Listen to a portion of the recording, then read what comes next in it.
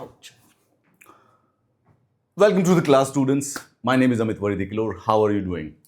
Now, first of all, I believe we have not connected since last 3 days. There is a barrage of excuses I've had. आज Sunday था तो there was some SSC protest which were going on in Delhi.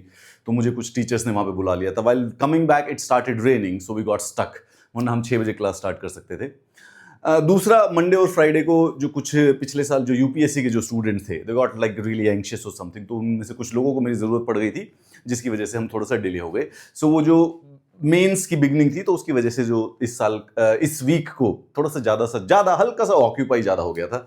Nevertheless, now the question to you my dear friend is that आपका जो चीज़ें बची हुई है, as in anything else, the question was that कि पिछले 3 से 4 दिन तक मैं पूरा का पूरा इन्वॉल्व नहीं हो पाया था. तो एनीथिंग विच हैज़ बिन, जो भी आपने कंसर्न्स रेज किए हैं, by the end of this week 30th तक वो सारे के सारे कंप्लीटली रिजॉल्व हो जाएंगे. We have almost prepared any content जो भी आपको पढ़ना है. तो आने वाले सब्जेक्ट्स जैसे कि इकोनॉमिक्स, अकाउंटेंसी, इंश्योरेंस, जो ये सब्जेक्ट्स हैं जिनकी क्लासेस साथ में चलेंगी, लेकिन अगर आपको उसका कंटेंट चाहिए तो वो बेसिकली आपको 30 तारीख से पहले अवेलेबल हो जाएगा. राइट. सो ये जो 2 दिन का गैप था, surprisingly we should not have had that gap, but then circumstances basically didn't allow me. आज भी हमारी क्लास वैसे 6 बजे स्टार्ट होती थी, but then again we live in Delhi and surprisingly एक बार भी कहीं से घर से बाहर निकलना इज बेसिकली ऑलमोस्ट इम्पॉसिबल कि वापस रेज हो पाए. Now for the people who are preparing for the UPSC, I just actually went to place जहां पे एसएससी के बच्चे जो थे और एसएससी के जो टीचर्स जो थे वो प्रोटेस्ट कर रहे थे. And surprisingly they are doing a very good job in my own judgement, in the sense कि ऐसा नहीं है. देखो, मैंने ट्विटर पर पढ़ा था, तो ट्विटर पर कुछ लोग क्रिटिसाइज कर रहे थे कि ये सारे के सारे जो टीचर्स हैं वो रील्स बनाने के लिए गए हैं, या फिर ये अपने खुद के इंस्टीट्यूट की प्रमोशन के लिए गए हैं, या अपने कोर्सेज की प्रमोशन के लिए गए हैं. देखो, first of all I believe सारे के सारे स्टूडेंट्स को ये बात समझनी चाहिए कि it is okay to promote yourself. Right. That is how you actually get to the students. तो कोई खास बड़ी बात नहीं है. खासकर से आजकल बहुत क्रिटिसिज्म चल रहा है टीचर्स का कि टीचर्स रील करते हैं, वो करते हैं. First of all, this is the media. मतलब इस प्रकार से चीजें चलती हैं.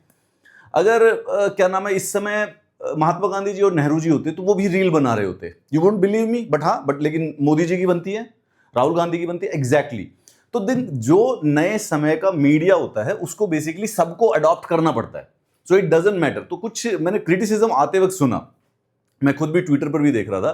तो lot of people, some people who are just slightly bitter, they started criticising कि सर ये तो रील बनाने के लिए आए हैं, ये तो रील्स बनती है. It's one facet of it. Right. अगर शाहरुख खान बना सकता है, मोदी जी बनाते हैं, तो it's basically you kind of understand that almost everybody has to adapt to that. Some people somehow और the other find it derogatory when it comes to teacher. I believe कि ये सब चीजें समय का जो मीडिया होता है वो सबको अडॉप्ट करना पड़ता है. सेकेंड, मोर इंपॉर्टेंटली, वो जो टीचर्स जहां पे जाते हैं, देखिए, बिसाइड्स सबके सब ब्लेम करना स्टार्ट कर देते हैं. कुछ टीचर्स को मैंने देखा कि वो जो स्टूडेंट्स थे कि they are basically promoting themselves. बात प्रमोशन की नहीं है यार. बात एक्चुअली में, तुमको क्या लगता है जब शाहरुख खान आके ये कहता है कि ऑल ऑफ यू फैंस, मैं तो फैंस की वजह से बनाऊं, everything is generally which will and up becoming and sounding like a promotion. But more important बात यह है कि आज तक एसएससी के बच्चों के लिए इतनी बड़ी आवाज तो किसी ने उठाई नहीं है. So even if a person जो कि खुद को प्रमोट कर रहा है, हाइपोथेटिकली, अगर वो आवाज उठाता है तो it's a relevant point two do. It's good. Right. क्या होता है कि हम हमेशा, जो बच्चा एक्चुअल प्रॉब्लम में है वो कभी कभी आवाज नहीं उठा पाता. आप में से जो भी स्टूडेंट हैं यूपीएससी के लिए, अगर आपकी तरफ से कोई प्रॉब्लम्स आ रही है, have you been able to actually raise voice? I believe no. So in case अगर कोई ओझा सर या दिव्य कीर्ति सर या खान सर और एनीबडी एल्स अगर आपकी आवाज को हाइपोथेटिकली मीडिया में ले ही आते हैं, उसको वायरल करा ही देते हैं, तो I think that is a job well done. That is a good job. तो नेवरदलेस, तो मैंने देखा था. तो इन एनी सिनेरियो, मेरे तो पर्सनल इंटरेस्ट ये था कि आई वांटेड कि ऐसा कुछ यूपीएससी में भी हो, बट सर्टेनली एसएससी के जो स्टूडेंट्स हैं वो शायद संख्या में ज़्यादा हैं, और शायद उनके जो टीचर्स थे उनकी वायरलिटी ज़्यादा थी, तो उन्होंने बेसिकली एक अच्छी सी मूवमेंट क्रिएट कर दी है. बहुत ज़्यादा चेंजेस तो देखो समाज में इतनी आसानी से होते नहीं हैं. हमारे एग्जामिनेशन सिस्टम जेन्युइनली करप्ट है. Genuinely corrupt in the sense कि मतलब कि थोड़ा सा निराशावादी हूं मैं एग्जामिनेशन सिस्टम के, क्योंकि गवर्नमेंट को अगर आप देखो तो पिछले 15-20 सालों में किसी भी गवर्नमेंट ने एग्जामिनेशन सिस्टम को सुधारने के लिए कुछ नहीं किया. कुछ एक दो ये यूपीएससी को छोड़ दो तो नीचे के जो सारे के सारे एग्जामिनेशन है, दे आर मोर और लेस, आप लोगों को भी अंदर से भी लगता होगा कि यार ये सब स्कैम ही चल रहा है, which is a bad state to be into. आवाज़ तो उस पर भी उठनी चाहिए, बट चलिए, गुड फॉर एसएससी। तो I was quite happy, I went there, I got trapped in any scenario. तो नेवरदलेस, चलिए बात करते हैं।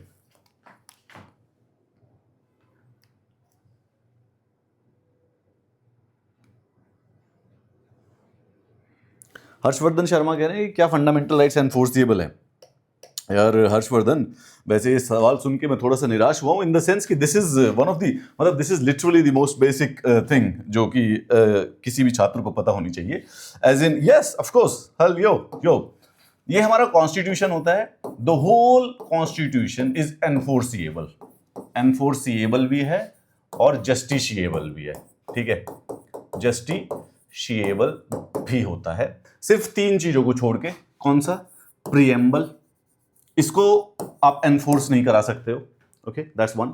Second one, DPSP, directive principles of the state policies, इसको आप एनफोर्स नहीं करा सकते हो। And the third one is basically the fundamental duties, इनको आप एनफोर्स या जस्टिशिएबल नहीं करा सकते हो। The rest each and everything is basically what is it, perfectly all right to basically enforce. अभी हम डीपीएसपीज और फंडामेंटल ड्यूटीज करेंगे। इन दोनों को दे आर, इन तीनों को they are non justiciable, right, they are non justiciable. Let the people rise. As a student मैं आप लोगों को एक ऐसी हम्बल रैंडम रिक्वेस्ट करता हूं, always support any kind of a teacher who is basically raising some kind of a voice. Fake हो, pretend हो, झूठ हो, सच्ची हो, कैसे भी हो, there is no other way for the government to bring change until and unless we become very very loud. UPSC के अंदर बहुत सारे से चेंजेस और रिफॉर्म्स की ज़रूरत है।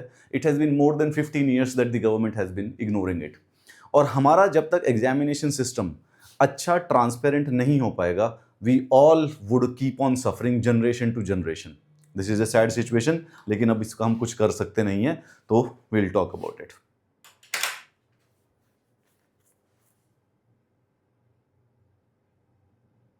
यूपीपीसीएस 2019 के क्वेश्चन में नॉट एनफोर्सिबल लिखा है। शर्मा जी कहीं ना कहीं से गलत पढ़ के आए हो। मैं कहता हूं कि यूपीपीसीएस में भी गलत नहीं लिखा हो सकता, तो आप 100% गलत पढ़ के आए हैं जहां पे भी पढ़ा है।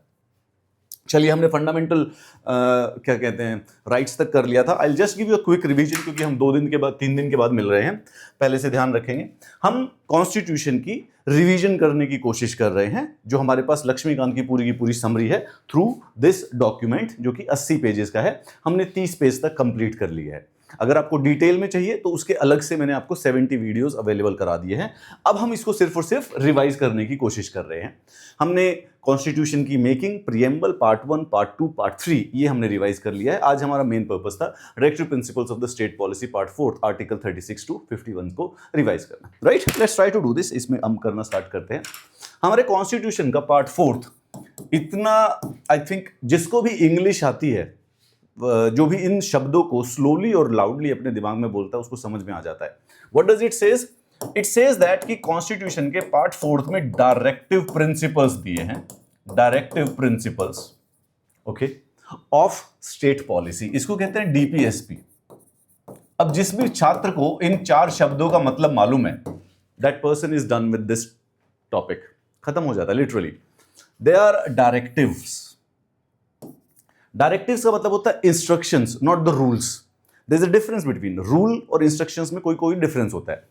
जैसे कि आप अगर 75% अटेंडेंस नहीं देंगे तो कॉलेज में आपको एग्जाम में बैठने नहीं दिया जाएगा, ठीक है। आपको हर रोज 3 घंटे पढ़ना चाहिए अच्छा एग्जाम में परफॉर्म करने के लिए। ये दोनों की दोनों चीजों में एक डिफरेंस है। वन इज अ रूल, अगर आप फॉलो नहीं करेंगे so there is consequences to it. One is an instruction, आप फॉलो करेंगे इट्स गुड फॉर यू, आप फॉलो नहीं करेंगे इट्स स्टिल, मतलब nobody is going to come and bite you, right. So rule और इंस्ट्रक्शन के अंदर जो फर्क होता है, वही फंडामेंटल राइट्स और डीपीएसपी के बीच में फर्क होता है। फंडामेंटल राइट्स इज रूल, उसको फॉलो करना जरूरी है, वो एनफोर्सिएबल है, वो जस्टिशिएबल है। Second, DPSP is an instruction, इसके नाम में ही लिखा हुआ है, it is a directive, right. It's an instruction, it's a direction. Directive principles मतलब कि लाइन से कई सारे लिखे हुए हैं, कुछ प्रिंसिपल्स है, इंस्ट्रक्शनल है, जिनके बेसिस पे आपको स्टेट को पॉलिसी बनानी चाहिए, स्टेट को policy. Now a good student will immediately ask state की policy and state, what is state? Very good, जो ये स्टेट है, ये जो वर्ड है, दिस स्टेट इज क्या नाम है, defined in the article number 12 which we have done, defined in article number 12। Generally speaking DPSP के अंदर कुछ इंस्ट्रक्शंस दी हुई हैं जो कि टेक्निकली गवर्नमेंट को, पार्लियामेंट को, स्टेट गवर्नमेंट्स को, लेजिस्लेचर, म्युनिसिपैलिटीज, पंचायत को फॉलो करनी चाहिए। तो अगर पार्लियामेंट कोई लॉ बनाता है या गवर्नमेंट कुछ डिसीजन लेती है, उनका पीछे का जो बैकग्राउंड है, उसकी सोच जो है, उसकी विजन और उसकी जो फिलॉसफी है, वो इन डायरेक्टिव प्रिंसिपल्स के ऊपर बेस्ड होनी चाहिए। दैट इज इट, इसको डीपीएसपी कहते हैं। एंड देन उसके बाद लाइन से ऐसे 15-20 डीपीएसपी इन्होंने लिख दिए हैं कि क्या क्या करना चाहिए।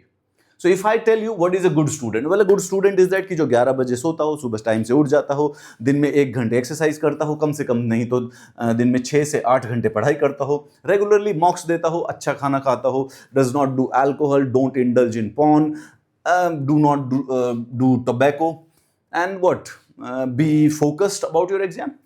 That would be what the instructions which a good student shall follow। तो लाइन से ऐसे मैंने 10 अगर आपको बता दिए हैं प्रिंसिपल्स, उसी तरीके से अगर आप लाइन से इस पार्ट को पढ़ लेंगे तो ये कॉन्स्टिट्यूशन इंस्ट्रक्शंस देता है हमारी गवर्नमेंट को सॉर्ट ऑफ। तो गवर्नमेंट जो है, आप नोटिस करेंगे कि ये जो इंस्ट्रक्शंस के अकॉर्डिंग जो है पिछले 70 सालों से काम करती आई है। Part 4 of the Indian constitution में this idea is borrowed from the Irish constitution of 1937, जिसने स्पेनिश, आपसे पूछे कि इंडिया में कहां से बोरो किया गया है, so that would B quite simple, that would be the Irish constitution shall be great. Simple सा मतलब है स्टेट को जो कि अपने माइंड में रखना चाहिए while formulating policies and the enactment of the laws, principles resemble the instrument of instruction enumerated in the Government of India Act of 1935।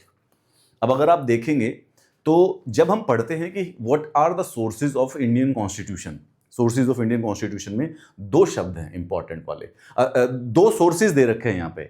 एक तो आयरिश कॉन्स्टिट्यूशन दे रखा है 1937 का, और उसके बाद ये भी बता रहा है कि गवर्नमेंट ऑफ इंडिया एक्ट 1935 में भी, गवर्नमेंट ऑफ इंडिया एक्ट 1935 में जो इंस्ट्रूमेंट ऑफ इंस्ट्रक्शंस नाम का क्या कहते हैं चैप्टर था, वो भी बेसिकली ये डीपीएसपी टाइप का ही है।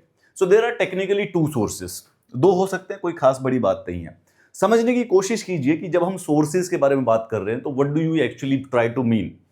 लॉजिकली स्पीकिंग सब कुछ अपना सोचा हुआ है और प्राइमरी स्पीकिंग ब्रिटिशर्स से आता है, ठीक है। तो जो ब्रिटिशर्स ने गवर्नमेंट ऑफ इंडिया 1935 में दिया था, उसी के स्ट्रक्चर पे, उसी स्ट्रक्चर को यूज करके हमने कॉन्स्टिट्यूशन बना लिया। लेकिन उसके बाद भी हम जनरली कहीं ना कहीं कौन से कॉन्स्टिट्यूशन में कौन सा आइडिया पहले आया था उसको एज ए सोर्स मान लेते हैं। तो किसी ने ऐसा नहीं किया कि लिबर्टी, इक्वालिटी और फ्रेटर्निटी जो ये कॉन्सेप्ट था, ये हमने सोचा कि अरे ये फ्रांस ने किया है तो अब हम करेंगे, ऐसा नहीं था।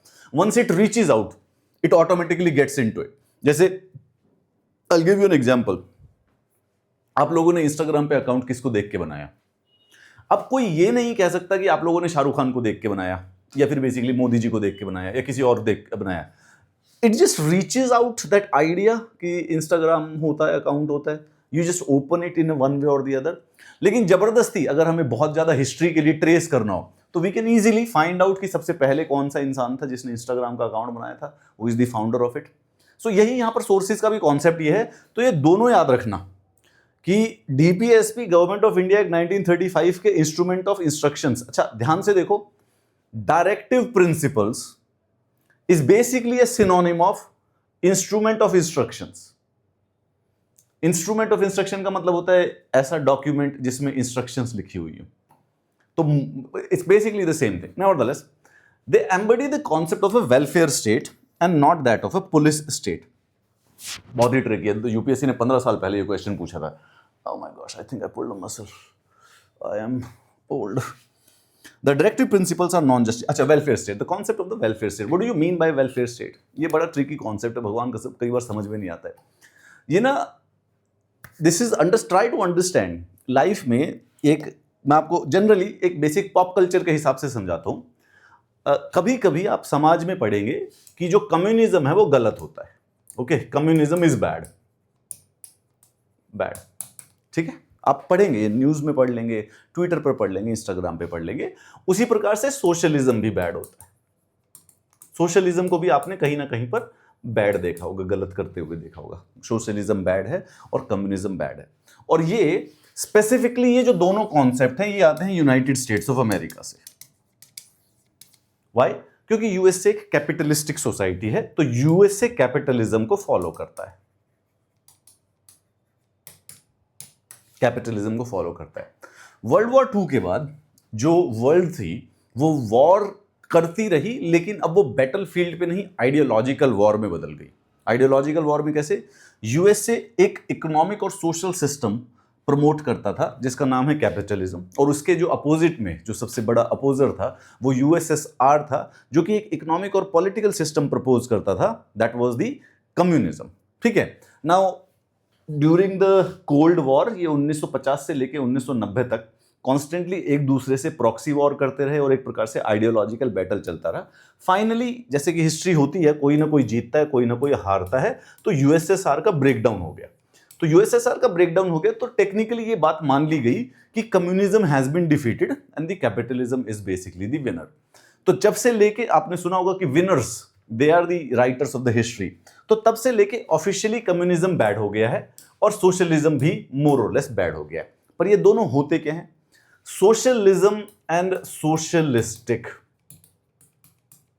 सोशलिज्म और सोशलिस्टिक जो है, ये सरप्राइजिंगली इसके मल्टीपल मीनिंग है। तो कई जगहों पर आप इसको अच्छे टर्म्स में भी सुनेंगे कि सोशलिज्म अच्छा है, सोशलिस्टिक चीजें अच्छी होती हैं, और कई जगह पे आपको इसको नेगेटिव टर्म्स में भी मिलेंगे, क्योंकि आजकल हमारे भारत में जो कैपिटलिज्म आइडियोलॉजी है वो डोमिनेट कर रही है और ज़्यादा इंक्रीज हो रही है।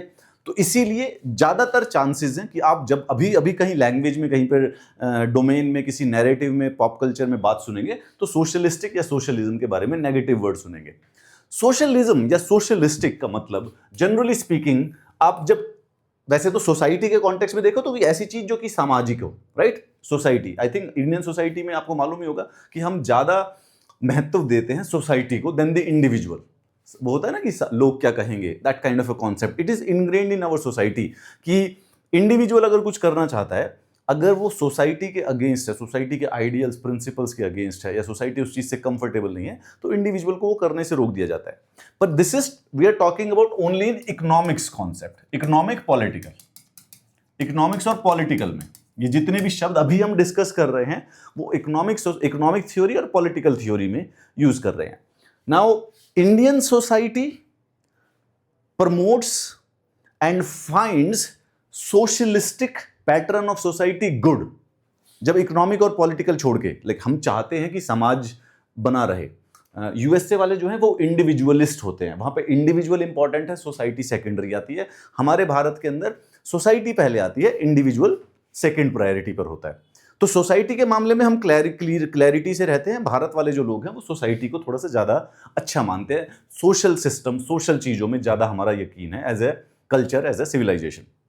Now, it in economic and the political, before from 1950 to 1990s, we categorically followed the socialistic pattern of economy. हमने ये डिसाइड किया था, हमारे देश जो गवर्नमेंट थी, हमारे देश की जो पॉलिटिकल फोर्सेस थी, उन्होंने डिसाइड किया कि सोशलिस्टिक पैटर्न फॉलो करेंगे।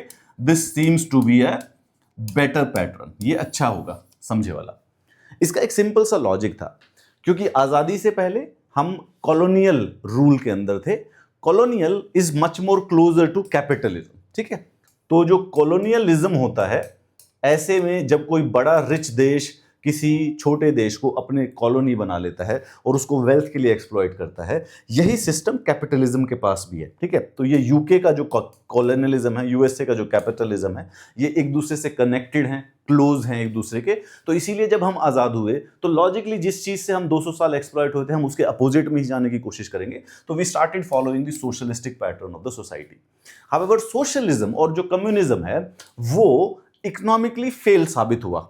फ्रॉम 1950s टिल 1990s बड़े सारे से विश्व में एक्सपेरिमेंट किए गए वर्ल्ड वॉर के बाद कि कौन सा पॉलिटिकल और इकोनॉमिक सिस्टम बेहतर है। उसमें अगर हम आज 2025 में खड़े होकर बात करें तो generally speaking capitalism seems to be the winner. Capitalism शायद जीत गया है एंड कम्युनिज्म और जो सोशलिज्म है वो मोर और लेस बेसिकली फेल होते हुए आए हैं, फेल होते हुए दिख रहे हैं। हमने भी 1990s में जो सोशलिस्टिक पैटर्न था उसको अबेंडन किया, सोशलिस्टिक इकोनॉमिक सिस्टम को अबेंडन करके हम यहां पर चले गए लिबरलाइजेशन, ग्लोबलाइजेशन और प्राइवेटाइजेशन की तरफ। तो यहां पर हम we went through the LPG, liberalisation, privatisation and the globalisation. इसका मतलब क्या हुआ? लिबरलाइज करेंगे। लिबरलाइज का मतलब ये होता है कि पहले जो चीजें गवर्नमेंट के कंट्रोल में थे अब वो फ्री हो जाएंगी। प्राइवेटाइज करेंगे यानी कि जो चीजें गवर्नमेंट करती थी अब वो प्राइवेट लोग करेंगे। ग्लोबलाइजेशन करेंगे, इसका मतलब जो सिर्फ और सिर्फ इंडिया में करते थे अब हम सबके साथ किया करेंगे, right? Liberalisation, privatisation, globalisation. Socialistic का मतलब जनरली स्पीकिंग जो गवर्नमेंट ज्यादा इन्वॉल्व हो इकोनॉमी में, गवर्नमेंट इन्वॉल्व हो इकोनॉमी में, गवर्नमेंट इन्वॉल्व हो इकोनॉमी में, ठीक है, उसको कहते हैं। नाउ इसी बेसिस पे अब क्या होता है, जनरली आप लॉजिकली ध्यान से दीजिएगा कि there is always going to be a transition. अचानक से एक दिन सो के उठ के हम सोशलिज्म से कैपिटलिज्म में जंप नहीं कर लेते हैं। इसी के बीच में जब सारे के सारे वर्ड्स कंटेमिनेट हो जाते हैं तो एक वर्ड आता है जिसको कहते हैं वेलफेयर स्टेट। क्या बोलते हैं? Welfare state.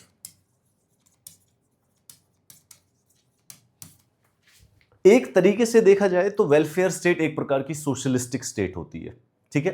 तो जनरली स्पीकिंग जो वेस्टर्न यूरोपियन कंट्रीज, यूएस हो गया, ये यूरोप वाले लोग हो गए, उनको वो स्टेट पसंद नहीं आएगी।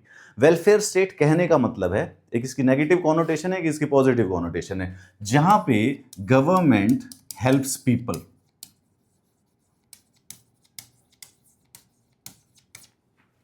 वेलफेयर करती है गवर्नमेंट, गवर्नमेंट वेलफेयर के काम करती है। जैसे जिसके पास एम्प्लॉयमेंट ना हो उसको एम्प्लॉयमेंट देगी, जिसके पास खाना ना हो, फूड ना हो, उसको राशन देगी, जिसके पास पानी ना हो, इलेक्ट्रिसिटी ना हो, उसको वो प्रोवाइड कराएगी, सस्ता करवाएगी, किसानों को सब्सिडी देगी। ये जो भी ऐसी गवर्नमेंट है, हेल्थ के लिए इंश्योरेंस देगी, ये जो भी ऐसा गवर्नमेंट जो काम करेगी, स्कूल के लिए सब्सिडी देगी, वो गवर्नमेंट जो है वो एक सोशलिस्टिक या फिर वेलफेयर गवर्नमेंट कहलाएगी। अब मुझे एक बात बताओ logically, do you think this is good और अ बैड थिंग? आपको क्या लगता है कि यह सही है या गलत है? देखिए लॉजिकली सुनने में बहुत अच्छी चीज लग रही है, पर एक बार जरा मेरे साथ थोड़ी देर के लिए बने रहिए। ये वेलफेयर स्टेट होना अगर हम लॉजिकली सोचे तो this seems and sounds like a good thing. तो क्यों यूनाइटेड स्टेट्स में अगर ऐसी वाली बात करोगे तो यूनाइटेड स्टेट्स के जो लोग हैं वो आइडियोलॉजिकली इसके अगेंस्ट हो जाते हैं, एक बड़ा section, and they would find and they would try to actually beat you, मतलब गुस्सा कर देंगे, वायलेंस पे उतर आएंगे। क्या रीजन है इस बात का? सुनने में अगर इतनी अच्छी चीज है, गवर्नमेंट है, गरीब आदमी को एजुकेशन की सब्सिडी दे दी, गरीब आदमी को हेल्थ की सब्सिडी दे दी, गरीब आदमी को बेसिकली एग्रीकल्चर में सब्सिडी दी। The problem with this situation generally जो आइडियोलॉजिकली लोगों को होती है उसमें यह है कि to do this government has to take the private wealth and the private property of somebody else. ये सिचुएशन जब गवर्नमेंट वेलफेयर करे ये तभी पॉसिबल है जब गवर्नमेंट किसी आदमी से लेके किसी आदमी को और को दे। एक एग्जांपल देता हूं मैं आपको। हमारी जो गवर्नमेंट है वो 80 करोड़ लोगों को राशन देती है, right? It is a very good thing. हमारे देश में गरीब लोग हैं जिनके पास खाना खाने के पैसे नहीं है, तो बहुत जरूरी होता है कि हम उनको राशन प्रोवाइड कराएं, राइट? गवर्नमेंट प्रोवाइड करती है। ये एक प्रकार का सोशलिस्ट एक्ट है, वेलफेयर एक्ट है। But the question here is that even though it is a good act, the point is कि इसके लिए जो पैसा है द रेस्ट ऑफ द 50 या 60 करोड़ लोग जो हैं उनको देना पड़ता है। Which means when you earn, you have to earn for two people. अगर आपने कमाई करी है और आप अपना खाना खा रहे हैं तो आप बेसिकली एक प्रकार से दो लोगों के लिए कमा रहे हैं। नाउ एक वेलफेयर होना जरूरी है, पर लॉजिकली आप यह भी सोच सकते हैं कि गवर्नमेंट कौन होती है जो आपके लिए गए पैसे से किसी और को दे दे, right? That is the situation. तो वेलफेयर स्टेट जो है, सोशलिज्म, अगर हम इसको सीधा सोशलिस्टिक स्टेट कह दे तो सोशलिस्टिक वर्ड जो है अब कंटेमिनेट हो चुका है और उसको लोग बहुत अच्छी तरह से अपोज करने लग जाते हैं। So rather than we have started choosing a different word जिसका नाम होता है वेलफेयर स्टेट। वेलफेयर स्टेट के यूज करने का फायदा ये होता है कि एक तो इमीडिएटली हमारा ध्यान नहीं जाता है कि ये क्या है, और थोड़ा सा आइडियोलॉजिकल बैलेंस बना रहता है। सुनने में अच्छी है वेलफेयर स्टेट और होना भी चाहिए welfare state, but this creates a problem. जैसे कि अगर कोई गवर्नमेंट किसी सारे के सारे गरीब लोगों को हेल्थ इंश्योरेंस देती है तो लॉजिकली इस बात का ये मतलब होगा कि आप जो लोग जो जिनके पास सैलरी है, जिनकी इनकम आ रही है, आप बेसिकली एक प्रकार से दो लोगों की हेल्थ इंश्योरेंस भर रहे होगे, अपने लिए भी भर रहे होगे और फिर किसी और के लिए भी भर रहे होगे। जनरली स्पीकिंग अगर आप टैक्सेस काउंट करेंगे, अगर आप टैक्स काउंट करने की कोशिश करोगे तो अगर आप 12 महीने काम करते हो, if you work for 12 months, ठीक है, 1 2 3 4 5 6 7 8 9 10, 2 3 4 5 6 7 8 9 10 11। अगर आप 12 मंथ्स काम करते हैं तो सरप्राइजिंगली गवर्नमेंट हमसे इतना टैक्स लेती है कि हमारी कम से कम नहीं तो 5 महीने की सैलरी चली जाती है। This is the amount of taxes the government basically charges us. तो 1 साल काम करते हो तो आप लिटरली 5 महीने of the year works for government for free, पैसे में। तो टेक्निकली अगर देखा जाए तो इसी चीज को गुलामी कहा जाता है, इसी चीज को बेगारी कहा जाता है, right. This money that you pay as a tax is taken by the government. Now catch क्या है, अब इसमें यहां पे क्या है, अगर पर्सपेक्टिव देखे, this money, this taxation is used for welfare. ठीक है, ये वेलफेयर के लिए यूज हो रहा है, सब्सिडी के लिए, एजुकेशन की सब्सिडी, हेल्थ की सब्सिडी और सारी चीजों के लिए। However, but the thing is that कि जो अच्छी या डेवलप्ड कंट्रीज होती हैं वहां पे ये वाला जो भी पैसा टैक्स के लिए होता है वो सिर्फ और सिर्फ गवर्नमेंटल एक्टिविटीज के लिए यूज होना चाहिए। गवर्नमेंटल एक्टिविटीज कौन सी? जैसे कि अच्छे पब्लिक स्कूल होने चाहिए, रोड अच्छी होनी चाहिए, infrastructure, law and order, police, army, government के जो लोग हैं उनका खर्चा, इस चीज के लिए। लेकिन हमारे यहां पे अगर वो वेलफेयर के लिए यूज होता है तो इट काइंड ऑफ इज आपका पैसा लेके किसी और को दे देना। Your money is being taken and basically given to somebody else. अगर मैं पर्सनली आके आपका पैसा लेके किसी और को दे दूं तो you would be very very angry. अब देखो, मैं इसका एक बड़ा प्यारा सा अपनी क्लास में एग्जाम्पल देता हूं। जनरली क्या होता है कि मैं जब कभी भी ये जो क्लासेस हैं ना, इस क्लासेस में आप सब ने क्या किया, you all of you have basically paid fees in joining this class. अब जब भी मैं कभी ये क्लास यूट्यूब के ऊपर डाल देता हूं जो कि फ्री है, यानी कि सोशलिस्टिक काम हो गया, तो आप में से कुछ क्लास में से बच्चे डिस्टर्ब हो जाते हैं ये कह के कि जब मैंने फीस दी है तो फिर मैं क्यों बेसिकली फ्री की क्लासेस क्यों, जो जिस चीज की फीस मैंने दे दी है वो चीज किसी और को फ्री में नहीं मिलनी चाहिए। But surprisingly we also forget, क्योंकि इनविजिबल चीज होती है, हम ये भूल जाते हैं कि आपने जो फीस दी है उसमें से पहले ही गवर्नमेंट 20% पैसे काट चुकी है। तो गवर्नमेंट ने आपको 20% जो वो फ्री हुआ है 20% वो तो गवर्नमेंट की तरफ से है। दूसरा, that is the correct analogy also कि क्यों आपका पैसा दिया हुआ अगर आप फ्री में किसी को दे देते हैं तो वो गवर्नमेंट की तरफ से दिखता नहीं है, पर एग्जैक्टली जो बच्चे थे जिनको बेसिकली पेड क्लास को यूट्यूब पे डालने पे थोड़ा सा आता है ना, यार सर मैंने फीस पे की थी, आप तो यूट्यूब पे डाल रहे हो फ्री में, तो क्या है, क्या मजा नहीं आ रहा। एग्जैक्टली क्योंकि आप एक प्रकार से कैपिटलिस्टिक व्यू पॉइंट हो, आइडियोलॉजिकल कैपिटलिस्ट, आइडियोलॉजिकली आप कैपिटलिस्टिक सोच रखते हो, उसी वजह से आपके पैसे से जैसे ही कोई सोशलिस्ट एक्ट हुआ तो you kind of got angry. But कमाल की बात देखिए, क्योंकि आप इंडिविजुअल मुझे आइडेंटिफाई कर सकते हो तो मेरे ऊपर आसानी से पूछा जा सकता है, लेकिन गवर्नमेंट को हम आइडेंटिफाई नहीं कर पाते। चलिए, तो ये कॉन्सेप्ट ऑफ वेलफेयर स्टेट है। अब हमेशा वेलफेयर स्टेट याद रखना, always think it in a positive aspect. मैंने समझाने के लिए बताया है, लेकिन when it comes to academically this is good, ये ऑफिशियल अपने दिमाग में रखना। चाहे इसको आप इंटरनली आप कुछ भी सोच के रखें, कभी भी यूपीएससी किसी भी कॉन्टेक्स्ट, किसी भी पेपर में, मेंस में, कहीं पर भी सोचो तो ये आपको पॉजिटिव कॉनोटेशन में सोचना है। You can't think it otherwise.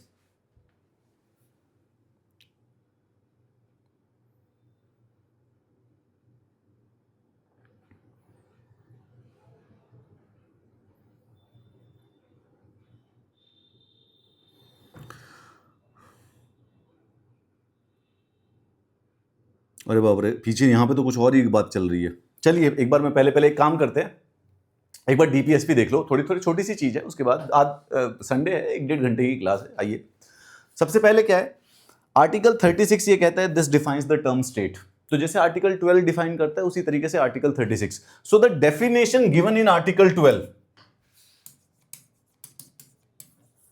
is basically the definition that applies to part 3 and part 4। ये बड़ा प्यारा प्रीलिम्स का क्वेश्चन है, एक सिंपल सा याद रखिएगा कि भाई आर्टिकल 12 जो है उसमें डेफिनेशन दे रखी है स्टेट की, वो 2 जगहों पर अप्लाई होती है, पार्ट 3 और पार्ट 4 के ऊपर, ठीक है। And that is it. अब लाइन से तुम्हें कुछ नहीं करना है, तुम्हें ये सारे के सारे डीपीएसपी याद करने हैं, and they are going to ask you, ये थोड़ा सा रट्टाफिकेशन पे है, 2023 में इन्होंने लिटरली पूछ लिया था, ये हमारा जैसे 43B कोऑपरेटिव सोसाइटी से रिलेटेड है, और हमारे पास एक और होना चाहिए, नीचे गया, participation of workers in industry and management. ये यूपीएससी ने 2017 में पूछ रखा है, एंड ये ईपीएफओ ने 2023 में भी पूछ रखा है। Now there is no concept involve in this. देखिए मैं बताता हूं क्या होता है। जैसे कि हमने यहाँ पे डीपीएसपीज के 3 क्लासिफिकेशन कर रखे हैं। Okay, there are 3 classification, you should see it. Number 1 are that there are some socialistic DPSP, some Gandhian and some liberal. Constitution ने नहीं कर रखे हैं, ये सिर्फ और सिर्फ ऐसे किताबों ने कर रखे हैं, पढ़ने के लिए, याद करने के लिए, ऐसे ओरिजिनली नहीं है। जस्ट बिकॉज कि हमने पढ़े तो लॉजिकली जो भी गांधी जी से एसोसिएटेड है वो गांधीयन डीपीएसपी, जो कि लिबरलिज्म से एसोसिएटेड है वो लिबरल, और जो सोशलिज्म से एसोसिएटेड है वो socialistic DPSP, right. That's how we just classified it. करना क्या है, एक एग्जाम्पल देता हूं। स्टेट को सेफगार्ड करना चाहिए फॉरेस्ट और वाइल्ड लाइफ, मतलब कि स्टेट को ऐसी पॉलिसीज बनानी चाहिए जो कि वाइल्ड लाइफ को प्रोटेक्ट करे। ओके, स्टेट को यूनिफॉर्म सिविल कोड बनाना चाहिए, मतलब कि स्टेट, ये डीपीएसपी है, स्टेट की पॉलिसी कैसी होनी चाहिए, वेल स्टेट को यूनिफॉर्म सिविल कोड बनाना चाहिए। बोला है 75 साल से नहीं बनाया, कोई बड़ी बात नहीं है, समाज में अगर कंसेंसस बन जाए तो बना दो, वरना अपना डिस्कशन चलता रहेगा। Preserve monuments historical interest, our government shall have an attitude where they preserve the historical monuments and the historical interest. Separate judiciary from executive, कोशिश करनी चाहिए गवर्नमेंट को कि एग्जीक्यूटिव और जुडिशरी हमेशा अलग अलग रहें। ऐसे करके बस इन्होंने प्रिंसिपल लिख रखे हैं। Article 43 cottage industries, you should promote cottage industries. Article 40 village panchayat बनाओ देश में, विलेज पंचायत को प्रमोट करो। SC ST की प्रमोशन, शेड्यूल्ड कास्ट और शेड्यूल्ड ट्राइब्स के जो इंटरेस्ट है उनको प्रमोट कीजिए as a state policy. Prohibition of liquor and intoxicating drugs 2007 में पूछ भी रखा है। गवर्नमेंट को कोशिश करनी चाहिए कि जो इंटॉक्सिकेटिंग ड्रग्स हैं और जो लिकर है उनको प्रमोट ना किया जाए, उनको प्रोहिबिट किया जाए, एज अ गवर्नमेंट पॉलिसी उनको प्रमोट ना किया जाए। तो जैसे ये गुजरात में कहीं पर जो इंटॉक्सिकेटिंग ड्रिंक्स है, लिकर जो है वो बैन है, बिहार में बैन है, दिल्ली में, उत्तर प्रदेश में, हरियाणा में बैन नहीं है।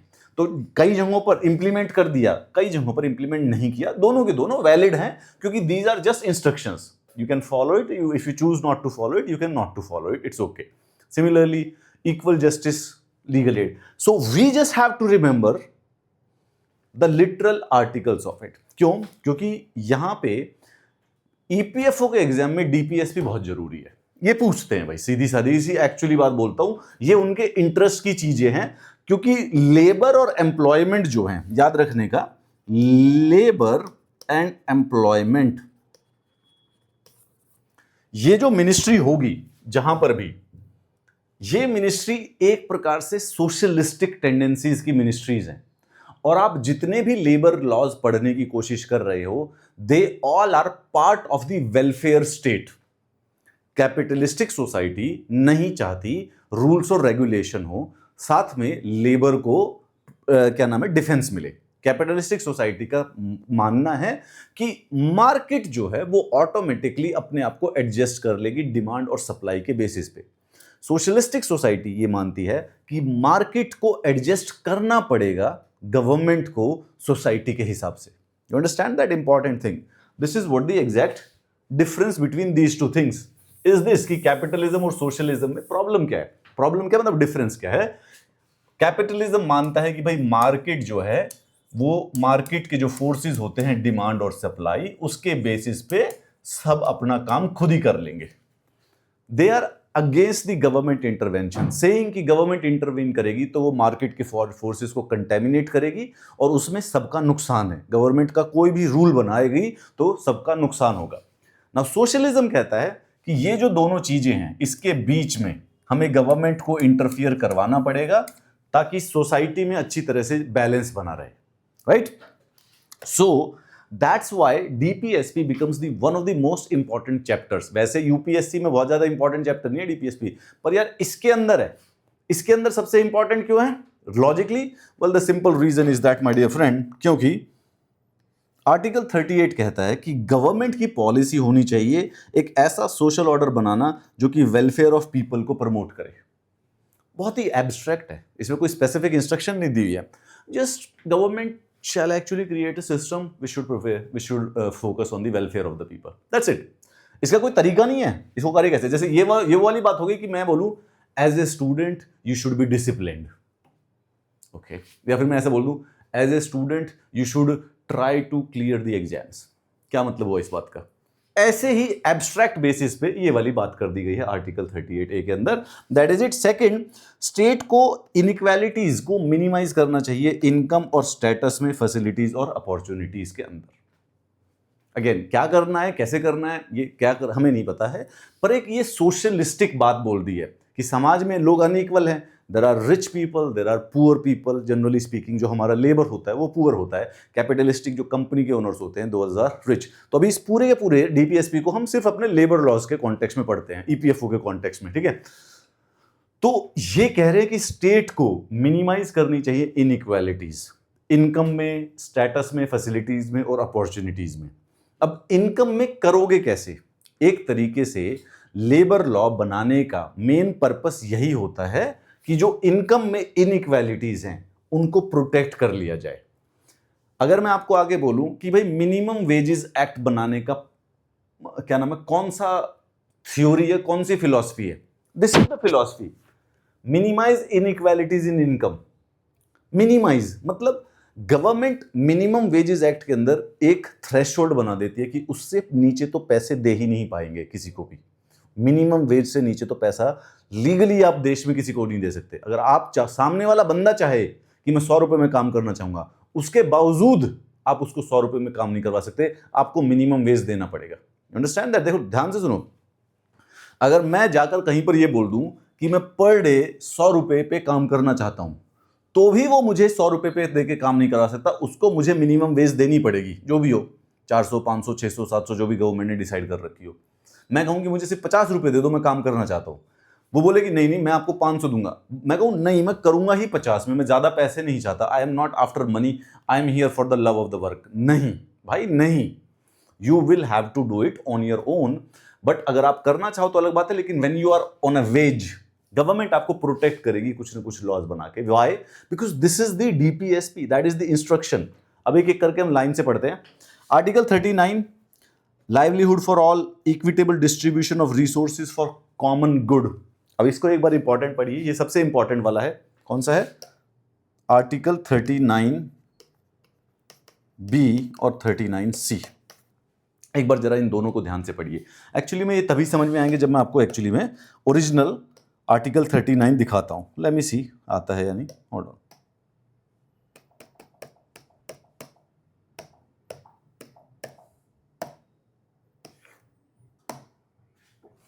देखो आर्टिकल 39 कॉन्स्टिट्यूशन के खोलते हैं, जरा नोटिस करना इनके ऊपर, बी और सी के ऊपर। स्टेट शैल, स्टेट का मतलब जो कि आर्टिकल 12 में डिफाइंड है, इन particular direct it's possibly toward, policy बनानी है किस चीज के लिए? सबसे पहले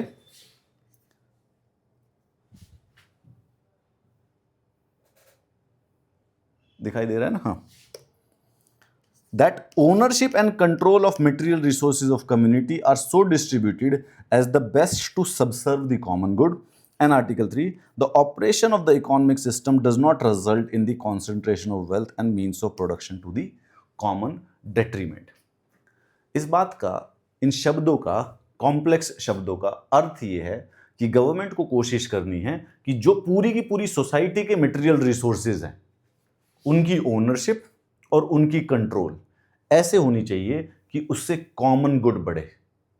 अब लॉजिकली ध्यान से देखो, एक कंपनी को अगर एक ही आदमी ओन करेगा और उसके बाद 5 लाख उसके एम्प्लॉयज, उसकी ओनरशिप नहीं होगी, तो ये इस पॉइंट के अगेंस्ट जाएगा, क्योंकि ये है एक सोशलिस्टिक पैटर्न का आइडिया। दूसरा सुनो, the operation of economic system, देश का जो इकोनॉमिक सिस्टम है ऐसे ना हो कि कंसंट्रेशन ऑफ वेल्थ को कर दे and means of production to the common detriment. Economic system ऐसा नहीं होना चाहिए कि वेल्थ कॉन्सेंट्रेट हो जाए, जैसे कि अडानी तो 300 बिलियन डॉलर का हो जाए और देश के अंदर 80 करोड़ लोग जो हैं वो बेसिकली राशन के लिए गवर्नमेंट पे डिपेंडेंट हो। This is what, this is increasing of the economic equality. A government needs to ensure that this basically doesn't happen. तो ये जो दोनों के दोनों जो आर्टिकल 39 बी और 39 सी हैं, they are exception to the fundamental right. ये एक्सेप्शंस हैं फंडामेंटल राइट को, they are exceptions to the fundamental right.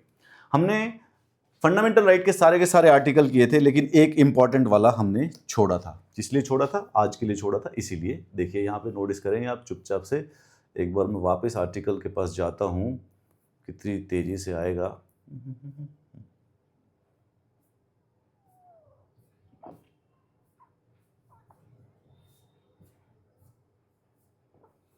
कहीं तो लिखा था 31A, 31B, 31C।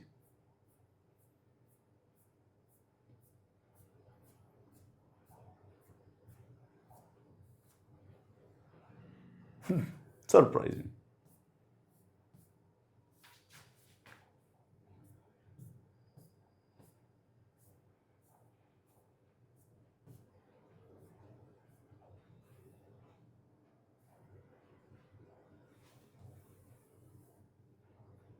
देखिए, फंडामेंटल राइट के लिए टोटल 3 एक्सेप्शंस एग्जिस्ट करती हैं। 3 एक्सेप्शंस हमें दे रखी हैं आर्टिकल 31A, 31B और 31C के अंदर। मैं फिर से रिपीट करता हूं, आर्टिकल 12 से 35 के बीच में दे रखे हैं फंडामेंटल राइट्स। ठीक है, हर एक फंडामेंटल राइट्स की कोई ना कोई रीजनेबल रिस्ट्रिक्शन होती है। ओके, तो जैसे freedom of speech of expression है आर्टिकल 19(1)(a) के अंदर, उसी आर्टिकल के दूसरे वाले प्रोविजन में आर्टिकल 19(1)(2) के अंदर 19.2 के अंदर रीजनेबल रिस्ट्रिक्शन दे रखी है freedom of speech of expression पे। जैसे कि ऐसी कोई स्पीच और एक्सप्रेशन ना हो जिससे दूसरे लोगों को डिफेम किया जाए, तो वो रिस्ट्रिक्शन वैलिड है। नाउ ऐसे सारी फंडामेंटल राइट्स के ऊपर कुछ ना कुछ रीजनेबल रिस्ट्रिक्शंस हैं, एक दो को छोड़ के। जैसे आर्टिकल 17 में कोई रीजनेबल रिस्ट्रिक्शन नहीं होती है, और आर्टिकल 24 में भी कोई रीजनेबल रिस्ट्रिक्शन नहीं है। मतलब ये चाइल्ड लेबर बैंड है तो बैंड है, कोई कंडीशन नहीं है जिसमें होगा। अनटचेबिलिटी बैंड है तो बैंड है, कोई कंडीशन नहीं है जिसमें होगा। बाकी सब पे कोई ना कोई छोटा मोटा एक्सेप्शन मिल जाता है। देन इसके अलावा there are 3 articles, 31A, 31B and 31C। These 3 articles, they are exceptions to fundamental right. क्या है ये? फंडामेंटल राइट्स पे एक्सेप्शंस हैं। अच्छा, कैसे होते हैं, इसका क्या मतलब है? इसका मतलब ये है कि 31A आर्टिकल को खोल के देखो, उसमें हमने 5 टॉपिक दे रखे हैं। अगर उन टॉपिक्स पे लॉ बनाओ और उसकी वजह से आर्टिकल 14 या 19 वॉयलेट हो तो कोई प्रॉब्लम नहीं है। क्या लिखा हुआ है? एग्रीकल्चर रिफॉर्म, इंडस्ट्री, कॉमर्स, ऐसे 2-3 टॉपिक हैं जिनके ऊपर लॉ बनाने पे अगर फंडामेंटल राइट वॉयलेट्स होते हैं तो it's okay, we don't have a problem with that, that is allowed. अभी पूरा आता हूं मैं इस पे। सिमिलरली ये है 5 type of law. Second, article 31B, इन्होंने क्या किया है कि पीछे कॉन्स्टिट्यूशन के एक 9th शेड्यूल ऐड कर दिया है।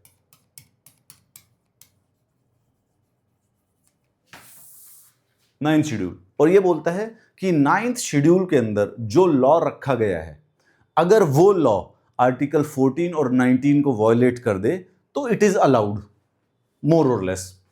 एंड देन आर्टिकल 31C, ये क्या कहता है कि 39B और 39C, इन दोनों डीपीएसपी को इंप्लीमेंट करने के लिए अगर कोई लॉ बनता है और वो लॉ आर्टिकल 14 और 19 को वॉयलेट करता है तो वो वैलिड है। अब पहले एक बात, मेरी बात आप ध्यान से सुनिए। Why are they only focusing on article 14 and 19?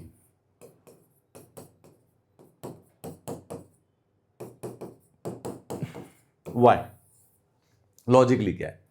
बात यह है कि समाज सेवा करने के लिए या वेलफेयर स्टेट बनाने के लिए एक्चुअली में ये 2 फंडामेंटल राइट्स वॉयलेट करने पड़ सकते हैं कभी कभी, जरूरी नहीं है रोज की रोज, बट कभी कभी।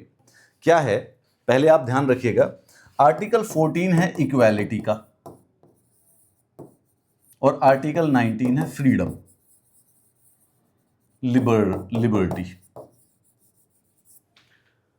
अब सपोज कीजिए किसी एक आदमी के पास 1 लाख एकड़ की जमीन है, उसकी पर्सनल है, उसकी प्राइवेट जमीन है, ठीक है, 1 लाख एकड़ की। गवर्नमेंट निर्णय लेती है कि ये इससे लो और ये सारी की सारी 1 लाख गरीब आदमियों में बांट दो।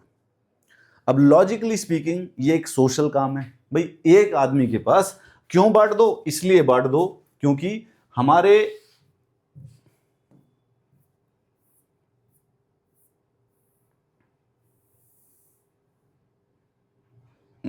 हमारे ही नहीं, यहां नहीं, यहां वाला, ये वाला देखते हैं। क्योंकि हमारे कॉन्स्टिट्यूशन में लिखा हुआ है कि द ओनरशिप, यहां पे एक इकोनॉमिक सिस्टम ऐसा नहीं होना चाहिए जिसमें कॉन्सेंट्रेशन ऑफ वेल्थ हो। तो इसको फॉलो करेंगे तो हम उससे वो 1 लाख एकड़ की जो जमीन है वो ले सकते हैं, लेके हम गरीबों में दे भी सकते हैं, ठीक है, गवर्नमेंट वाले। लेकिन इसमें पंगा है, इसमें पंगा ये हुआ कि हमने एक आदमी को अनइक्वल ट्रीट कर दिया। जिसकी जमीन थी उससे तो सब ले लिया ना, उसके साथ तो अनइक्वालिटी हो गई। उसकी लिबर्टी थी, उसकी फ्रीडम जो थी, उसको तो कर्टेल कर दिया, राइट। सो बाकी देखो, नोटिस करो, रिलीजन का कोई फंडा नहीं है, फ्रीडम ऑफ रिलीजन वायोलेट नहीं करेंगे किसी भी कॉन्टेक्स्ट में, वो चलता रहेगा। तो ये जो एक्सेप्शन है आर्टिकल 31A-B-C, ये एक प्रकार से सोशलिस्टिक वेलफेयर स्टेट बनाने के लिए फंडामेंटल राइट के ऊपर लगा रखे हैं। ये प्राइमरली स्पीकिंग सिर्फ और सिर्फ आर्टिकल 14 और 19 की वायलेशन को अलाउ करते हैं, क्योंकि जनरली दिमाग लगाओगे जोर से तो 14 और 19 वायलेट होगा अगर हम वेलफेयर स्टेट करने की कोशिश करेंगे। आप ध्यान से फिर से पुराने वाले टॉपिक पे आते हुए, आप जो पैसा कमाते हो उस पैसे को लॉजिकली किसी दूसरे को दे दिया जाता है खाना खाने के लिए। तो अगर आप 5 किलो राशन खरीद के आए हो तो सैडली या अनसैडली, जैसा भी पर्सपेक्टिव आप जहां पर भी हो उस हिसाब से, you have to actually earn for 10। अगर मैं आपको जाऊं, अगर आप दुकान पे जाओ और आप पैसे दो 2 लाख रुपए और वो आपको एक 70,000 का आईफोन लेके वापस भेज दे, बोले कि भाई मैं एक आईफोन आपको दूंगा 1 लाख रुपए का, और 1 लाख रुपए का आईफोन मैं बाहर किसी और वाले आदमी को दे रहा हूं, गरीब आदमी को, you would not agree to this. अगर आप घर बाहर गए एक लैपटॉप लेने तो आपसे कहा कि लैपटॉप कितने रुपए का, बोला 55,000 का। बट जब आप पैसे देने लगे तो बोला कि 1,10,000 लगेंगे। क्यों? बोला कि आपका एक लैपटॉप आप खरीदो और दूसरा मैं आपसे लेके मैं किसी और को दूंगा। आप ऐसी किसी भी सिचुएशन में अग्री नहीं करोगे, बट ऐसा होता है। ऐसा इसलिए होता है क्यों? क्योंकि हम एक वेलफेयर स्टेट है, तो आपको अनइक्वल ट्रीट किया जाता है, right? You are treated unequally. There is a person who is getting the food, you are not getting the food, तो अनइक्वल ट्रीटमेंट होगी। पर ये अलाउड है, कॉन्स्टिट्यूशनली ये चीज अलाउड है। क्यों अलाउड है? बिकॉज टेक्निकली हमको ये 3 एक्सेप्शन मिली हुई हैं फंडामेंटल राइट के ऊपर। Because we are a welfare society, हमारी गवर्नमेंट चाहती है वेलफेयर सोसाइटी हो। So the people who are disadvantageous या डाउन ट्रॉडन या पुअर है, उनको गवर्नमेंट हेल्प करने के लिए लेजिटिमेटली लॉज बना सकती है। Those laws might actually someday sometime violate the article 14 and 19 in strong possibilities, but we have basically more or less allowed that through the constitution.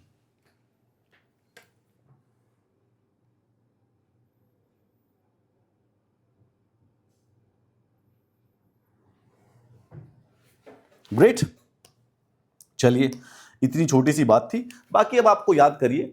बाकी देखो, प्रिवेंट कॉन्सेंट्रेशन ऑफ वेल्थ ये तो हमने कर लिया। बी और C, equal pay for men and women. अब एक 1976 का एक्ट है, इक्वल रेम्युनरेशन एक्ट। वो क्यों बना था? इसी डीपीसीपी के तहत, डीपीएसपी के तहत, health of workers and children not abuse, healthy development of the children. तो आर्टिकल 39 ये हमारा सबसे बड़ा आर्टिकल है, जिसके अंदर यार ये टोटल ना 5 पॉइंट्स दे रखे हैं, ठीक है, 6, 1 2 3 4 5 6, ये 6 बस सबसे ज्यादा बड़ा है, बाकी सबके सब सिंगल सिंगल हैं कि भाई और आर्टिकल क्या कहता है, that is it. Article 39A यानी कि अमेंडमेंट से ऐड किया गया था, equal justice for free legal aid. ये सिंपल सी। बाकी आपका जो है सारा का सारा जो सिस्टम है वो primarily speaking you just have to learn those DPSP. Article 41 provide right to work, to education and to public assistance.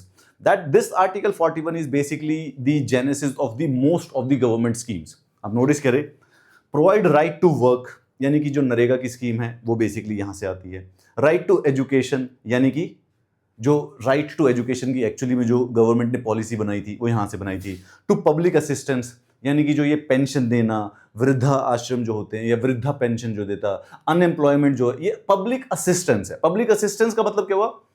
Public is assisting somebody who is in need, and public here will obviously mean government, क्योंकि generally public तो नहीं दे पाएगी directly. तो ऐसी schemes जिसमें किसी भी disadvantageous section को गवर्नमेंट हेल्प कर रही होती है।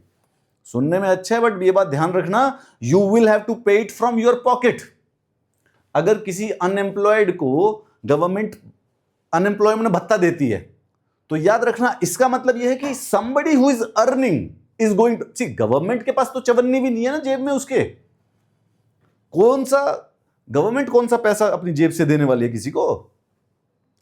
सो मोटा मोटी स्पीकिंग ये जो सब स्कीम्स, ये जो आर्टिकल 41 के अंदर या जो भी गवर्नमेंट स्कीम्स, वेलफेयर की जो स्कीम्स बनती हैं, एक तो स्कीम है नॉन वेलफेयर स्कीम्स, जैसे गवर्नमेंट को फ्लाईओवर और हाईवे और रोड बनाने हैं, ठीक है, ये एक प्रकार से वेलफेयर नहीं है। This is creating infrastructure for the society as a whole. इससे सोसाइटी इकोनॉमिकली डेवलप करती है, राइट, क्योंकि ये सॉवरेन चीजें हैं। अब पूरे के पूरे मुंबई से लेके दिल्ली तक का जो हाईवे है उसको कोई प्राइवेट आदमी नहीं बना सकता, क्योंकि कहां से लाएगा 60,000 करोड़ रुपए और उसको रिकवर कैसे करेगा।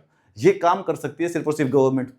पुलिस को कोई प्राइवेट आदमी नहीं चला सकता, मतलब करेगा तो क्या करेगा पुलिस को। सो गवर्नमेंट को टैक्सेस देने पड़ते हैं गवर्नमेंटल फंक्शंस के लिए। कैपिटलिस्टिक सोसाइटी कहती है कि भाई सिर्फ गवर्नमेंटल फंक्शन करो, तुम्हारा और कोई काम नहीं है। लेकिन हमारे यहां पे क्योंकि हम वेलफेयर स्टेट फॉलो करते हैं, we kind of also are directively, हम उसको प्रिंसिपल्स भी दे रहे हैं, डायरेक्शंस भी दे रहे हैं गवर्नमेंट को या स्टेट पॉलिसी को कि क्या क्या करना चाहिए। ये रट्टा लगाना, सिर्फ रट्टा है ये और कुछ नहीं है। 42 human condition of work and maternity relief. आपसे एक सिंपल क्वेश्चन पूछा जाएगा कि कौन सा लॉ है और किस डीपीएसपी से आया है। आर्टिकल 42 ये कहता है कि यार जो वो सेफ्टी वाले जो लॉज हैं और जो मैटरनिटी रिलीफ वाले जो लॉज हैं वो कहाँ से बने हुए हैं, वेल आर्टिकल 42 का डीपीएसपी से। आर्टिकल 40 कहता है कि देश में विलेज पंचायत बननी चाहिए। तो ये अपने लेबर लॉ से रिलेटेड नहीं है, वैसी पॉलिटी का पॉइंट है कि विलेज, हमारे देश में पंचायतों के इलेक्शन होते हैं क्योंकि हमारे डीपीएसपी एक प्रकार की ऐसी है। आर्टिकल 43 कहता है कॉटेज इंडस्ट्रीज को प्रमोट किए। आर्टिकल 43B कहता है कि कोऑपरेटिव सोसाइटीज को गवर्नमेंट की प्रमोशन होनी चाहिए, मतलब गवर्नमेंट शुड प्रमोट इट। मतलब रट्टा लगाइए इस चीज को, सिंपल है ये कि यार article 43B for Bombay 97th amendment में ऐड किया गया था। क्या कहता है वो, गवर्नमेंट का कुछ फोकस होना चाहिए कोऑपरेटिव सोसाइटीज पे। सो इसीलिए एक मिनिस्ट्री बना रखी है अलग से, ministry of cooperative society. Article 46 कहता है कि शेड्यूल्ड कास्ट और शेड्यूल्ड ट्राइब की प्रमोशंस, उनके इंटरेस्ट को प्रोटेक्ट करने के लिए। सो अगर आपसे कोई क्वेश्चन पूछ ले, कोई शेड्यूल्ड कास्ट की या शेड्यूल्ड ट्राइब की कोई स्कीम है और वो स्कीम लेके आपके पास ये सिर्फ ये बोले यार ये कौन से डीपीएसपी में लिखा हुआ है, कहाँ लिखा हुआ है कि SC ST की promotion, 46 alright, it is 46। Article 46 कहता है, 47 कहता है prohibition of liquor and intoxicating drugs. अच्छा अब नोटिस करो ध्यान से एक बार इंपॉर्टेंट वाली बात, हम इसको गांधीयन क्यों बोल रहे हैं, क्यों बोल रहे हैं Gandhi, why are we actually saying कि this is Gandian, sorry Gandhian. I was just trying to speak in a British accent. I was not, Gandhian. I was just trying to say it in a British accent. It just, my tongue slipped. मुंह में छाला हो रखा है मेरे यार. I'm having difficulty speaking. That's why I wanted to cancel the class. I could. Gandhian DPSP, क्योंकि village panchayat, cottage industries, cooperative society, SC ST का basically protection, prohibition of liquor, तभी गुजरात में बंद है क्योंकि महात्मा गांधी जी गुजरात से हैं। Prohibit slaughter of cows and draught, ये सब के सब जो आइडियाज हैं ये महात्मा गांधी से एसोसिएटेड है। सिमिलरली सोशलिज्म, आप इनको देखो ध्यान से, ये जो ऐसी ऐसी चीजें हैं ये एक प्रकार से socialistic society, government is doing something, human condition government कराएगी। वैसे कैपिटलिज्म में वो ऑटोमेटिकली होनी चाहिए, पर हम यहाँ पे खुद गवर्नमेंट से प्रोवाइड राइट टू वर्क, काम, जॉब देना गवर्नमेंट का काम नहीं होना चाहिए, लेकिन हम यहां पर गवर्नमेंट ऐसे स्टेप्स लेती है जिससे लोगों को जॉब मिले। Healthy development, article equal justice, free legal aid and all of these things not a problem. And similarly ये बचे हुए जो हैं वो सारे के सारे लिबरलिज्म वाले जो आइडियाज हैं। आर्टिकल 44 कहता है कि पूरे के पूरे देश में यूनिफॉर्म सिविल कोड लागू होना चाहिए। कोई बच्चा अगर यहाँ पे पहली बार पढ़ रहा है तो उसको बताता हूं, देश के अंदर दो प्रकार के कानून होते हैं। एक तो होता है क्रिमिनल लॉ, ये हमारे देश में कॉमन है, this is a common law. अर्थात क्या हुआ कि हिंदू ने मर्डर किया, मुस्लिम ने मर्डर किया, सिख ने मर्डर किया, ईसाई ने, किसी ने भी मर्डर किया, पनिशमेंट सेम है। तो मतलब मर्डर के बेसिस पे, चोरी के बेसिस पे, डकैती के बेसिस पे, रेप के बेसिस पे रिलीजन का कॉन्टेक्स्ट नहीं आता है। तो क्राइम जो है उसका लॉ है कॉमन। इसके अलावा there is something which is called as the civil law, ठीक है, सिविल लॉ। इसमें जैसे कि मैरिज हो गया, इनहेरिटेंस हो गया, डिवोर्स हो गया, ये जो है ये लॉ है जो कि धर्म के अकॉर्डिंग थोड़े से चेंज हो सकते हैं, ठीक है। तो मुस्लिम्स के जो मैरिज के लॉज हैं वो अलग हैं, हिंदूज के जो हैं वो थोड़े से अलग हैं, क्रिश्चियंस के भी जो हैं वो अलग हो सकते हैं, सिखों के जो हैं वो अलग हो सकते हैं, डिवोर्स का अलग है, मेंटेनेंस का अलग है। So these are not common, अलग आदमी के लिए अलग हैं ये, ठीक है। सो हेंस इसके लिए हमें गवर्नमेंट डीपी एक कॉन्स्टिट्यूशन में एक डीपीएसपी है कि गवर्नमेंट को कोशिश करनी चाहिए कि एक कॉमन सिविल कोड बन जाए, यूनिफॉर्म कॉमन वाला बन जाए या यूनिफॉर्म सिविल कोड बना दिया जाए। अभी तक बना नहीं है क्योंकि अगेन कॉम्प्लेक्सिटीज होती है। याद रखना एक इंटरेस्टिंग बात, अगर तुम में से कोई बहुत जोर से सोच के आए तो सोच के बताए तो, technically this is against equality, right, this is against equality. Why would, मतलब लॉजिकली अगर आप देखो तो आप ये बोल सकते हो कि sir this situation is against article 14।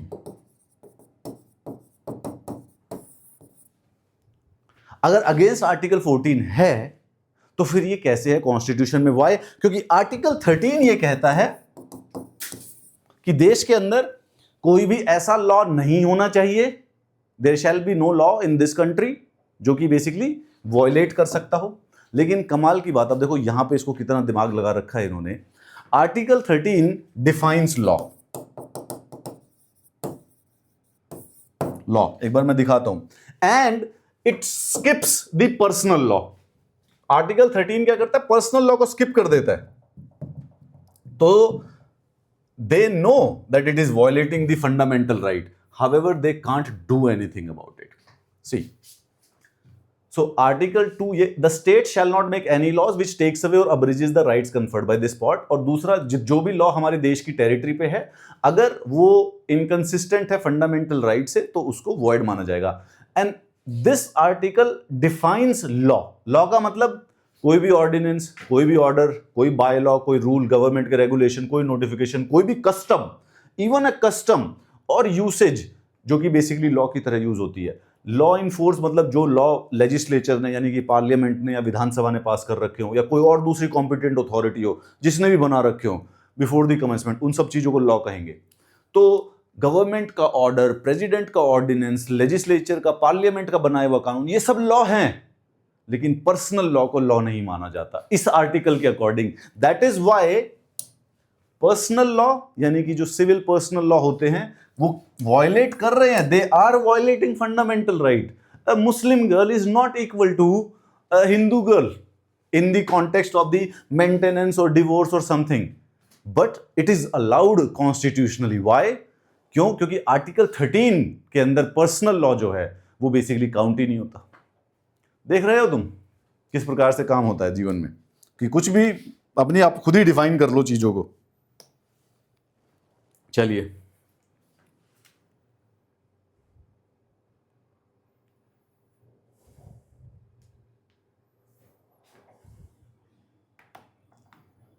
YouTube पे मत डालिए। अरे क्यों नहीं डालेंगे, जब डाल देना चाहिए। आर्टिकल 26 एंड 29 तो नहीं सपोर्ट करता है बिल्कुल भी। आर्टिकल 26 भी देखो, 26 क्या करते हैं देखो, सबसे पहले बात करते हैं आर्टिकल 25 से 28 के बीच में। 26 का पर्सनल लॉ से कोई लेना देना नहीं है, याद रखिएगा आप। रिलीजन का ये मतलब नहीं है कि कुछ भी कर लो। जैसे कि अगर हम रिलीजन के बेसिस पे जाएंगे तो रिलीजन आके ये बोल सकता है कि यार सती हमारी प्रथा है, सती करेंगे हम, बोलो क्या करोगे। तो स्टेट आके बोल देगा नहीं कर सकते। इसको कहते हैं कॉन्स्टिट्यूशनल मोरालिटी।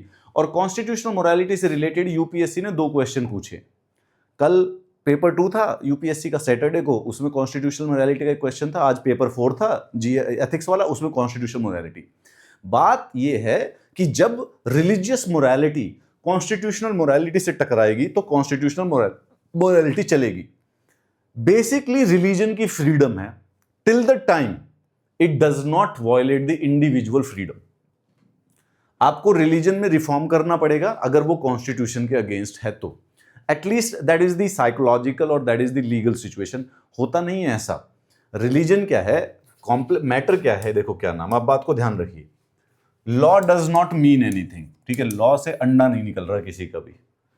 बात यह है कि लॉ जो होता है वो सोसाइटी और पॉलिटी के साथ मैच करता है, वो कहीं पे कहीं ना कहीं मिक्स करता है।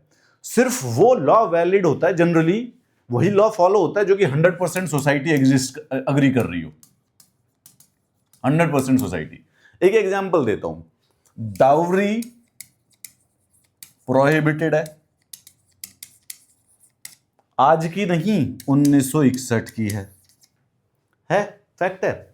आप एक बात बता दो, टेक्निकली स्पीकिंग डाउरी देने वाला क्रिमिनल है और लेने वाला क्रिमिनल है। पिछले 2 साल में 3 साल में जिस भी शादी में गए हो, मुझे यही बता दो कि किस में डाउरी नहीं ली गई थी।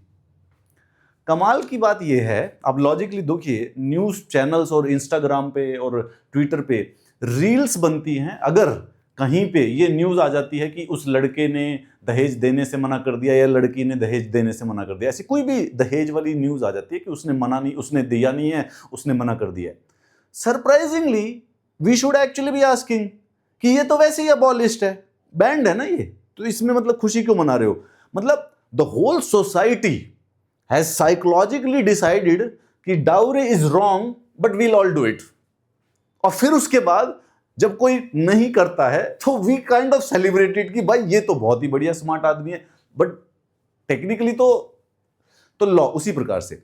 सो लॉ जो है उसका बनने का कोई ऐसा कोई खास से एक और एग्जांपल ले लेते हैं इसमें, अनटचेबिलिटी। अनटचेबिलिटी अबॉलिश्ड है ना। अब हमारे संविधान ने 1950 में देश से अबॉलिश कर दी अनटचेबिलिटी, लेकिन सिर्फ और सिर्फ लीगली सोसाइटी में है, अंदर एग्जिस्ट करती है ना। मतलब आपने पर्सनली ना भी देखी हो, पर्सनली ना भी की हो, है अंदर जाओगे, देश के कोने के अंदर, गांवों के अंदर जाओगे, मिलेगी, दिखेगी भी नहीं, फिर भी बैठी होगी कहीं ना कहीं अनटचेबिलिटी। चीजें बड़ी कॉम्प्लेक्स होती है, स्ट्रक्चर होती है। Have anybody of you seen a movie called The Parasite? Not The Parasite, only Parasite. There is a movie, this is called as The Parasite. एक मूवी है, ठीक है, it's a Korean movie, it was released in 2019। ये मतलब पूरे like world wide blockbuster हो गई थी। इट बिकेम सो पॉपुलर कि है ये कोरियन मूवी, लेकिन ऑस्कर जीत गई बेस्ट मूवी का, सरप्राइजिंगली। तो इस मूवी के अंदर क्या है, there is a poor family and there is a rich family. तो वो जो डायरेक्टर है, वो उसका जो कोरिया का जो एक्सप्लॉयटेटिव सिस्टम है, जिसके अंदर वेल्थ इनइक्वालिटीज हो गई है, उसको उसके ऊपर क्रिटिक करता है, उसके ऊपर उसको शो करता है, ठीक है ना। जिसने देखी है उसी को समझ में आएगा। अब होता क्या है, इस मूवी में मेटाफर और सिंबल्स यूज किए जाते हैं, एंड जनरली स्पीकिंग जो ये पुअर फैमिली है, इट स्मेल्स, ये ना स्मेल करती है, ये स्मेल करती है। एंड रिच फैमिली जैसे कभी है, मतलब वो गरीब आदमी है, ड्राइवर है वो, और एक मेड है इनके यहाँ पे, मतलब जो गरीब फैमिली में जो फादर है वो ड्राइवर है, गरीब फैमिली में जो मेड है वो मदर है, ठीक है। And they smell because they live in one room, it stinks, they live in a very poor condition. तो वो जब स्मेल करते हैं, तो जैसे जो रिच वाला फादर है, वो गाड़ी के पीछे बैठा होता है, उसको कोई स्मेल आती है। So the smell is basically used as a class symbol. Okay, what is it? Used as a class symbol.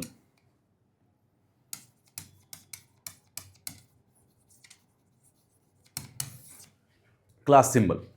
अब इसके ऊपर इंटरनेट के जो फॉरम होते हैं, रेडिट वेडिट जो होता है, वहां पे एक एग्जिस्टिंग पॉइंट है कि इसमें रिच फैमिली की क्या गलती? अगर आदमी स्मेल करेगा तो इसमें तो किसी की भी गलती नहीं है, smell is smell, right, you can't actually avoid it. But इसको कहते हैं structural problem. See the critic is this, that the poor can't avoid being smelly. The structure has been created in a manner कि वो आदमी सड़ेगा, कोई option नहीं है उसके पास, and the structure will always subdue him. क्यों? क्योंकि वो स्मेल करेगा तो वो जहां नौकरी देने जाएगा वो वही स्मेल आएगी। तो बेसिकली स्ट्रक्चर ही ऐसा क्रिएट कर दिया गया है कि that person, the poor one, will never ever be able to rise. उसी तरीके से अनटचेबिलिटी भी है। अगर आप में से कोई ऐसे बच्चे हों जिनको लगे कि सर नहीं अब तो नहीं होता है, चलते नहीं है, उनको बोलने के लिए मैं एग्जाम्पल दे रहा था ये वाला, कि अनटचेबिलिटी भी एक वियर्डली इसी प्रकार का स्ट्रक्चर है, ठीक है, एग्जिस्ट करती है। जहां नहीं दिखती हमारे देश में, वहां पर भी एग्जिस्ट करती है, उधर भी होती है। ये अनटचेबिलिटी है हमारे देश में।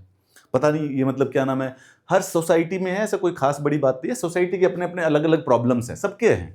हमारे यहाँ के कुछ और है, उनके यहाँ पे कुछ है। बट हाँ, हमारे वालों की one of the worst problem जो है, हमने समहाउ और the other we have created a hierarchical society. Hierarchy यार दूसरे जंगों में भी होती है, ब्रिटेन, यूएस, यूरोप कोई बहुत एकदम गोरे चिट्टे अच्छे लोग पैदा नहीं हुए हैं, वहां पे भी हायरार्की है, वहां पे भी रेसिज्म है, which is fine, but we have very bad, like specifically bad है कि मतलब है, मतलब वैसे मतलब अगेन मैं इसको ये नहीं कहना चाहता कि हमारा सबसे बैड है। देखा जाए तो यूएस में भी रेसिज्म है कलर के बेसिस पे, तो वो भी बर्थ के ही बेसिस पे, गोरा ज़्यादा सुपीरियर है, काला जो है वो ज़्यादा इन्फीरियर है। तो it's not like they are good in a manner and they have had their race struggle, but we are sadly okay, let's not get into it. Nevertheless my fellows, what are we doing? तो या nevertheless, तो uniform civil code अभी भी हमारे देश में लागू नहीं हुआ है, बट इसलिए लागू नहीं हुआ है क्यों? क्योंकि technically speaking it's okay not to लागू इट, क्योंकि ये डीपीएसपी है। दूसरा, आर्टिकल 45 के बारे में ध्यान देंगे जरा, यहां पे नोटिस कीजिए। आर्टिकल 45 कहता है कि प्रोविजन होना चाहिए free and compulsory education for children till the age of 14 years.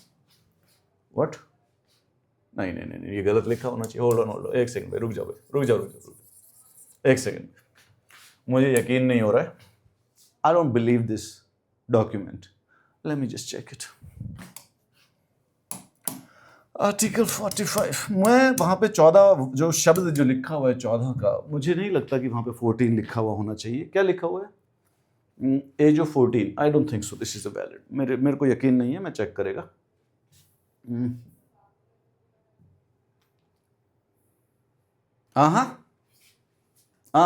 Can you believe it? देखिए, The state shall endeavor to provide early childhood care and education for all children until they complete the age of 6 years. Alrighty. So the document of the Lakshmikant summary which you have an error, and this is the error. क्या error है बेटा? ये error है। यहाँ पे आइए जरा इसको देखेंगे। So this one is wrong. ये 6 years की है। इस पे छोटा सा लॉजिक भी है। वो अपन 6 से 14 साल का तो हमने फंडामेंटल राइट ही बना दिया है, तो जो चीज फंडामेंटल राइट है वो तो सबसे बड़ी पॉलिसी बन चुकी है, उसकी क्या बड़ी बात है। ये 6 से नीचे वाले की बारे में बात कर रहे हैं। So this is has to be, अब मैं नया पीडीएफ दूंगा तो फिर तो गड़बड़ हो जाएगी। तो अब ये ऐसी है, अब ये गलती यहीं पे सुन के चलो कि भाई डॉक्यूमेंट में गलत है, इसको 6 याद करना है। Age of 6 years।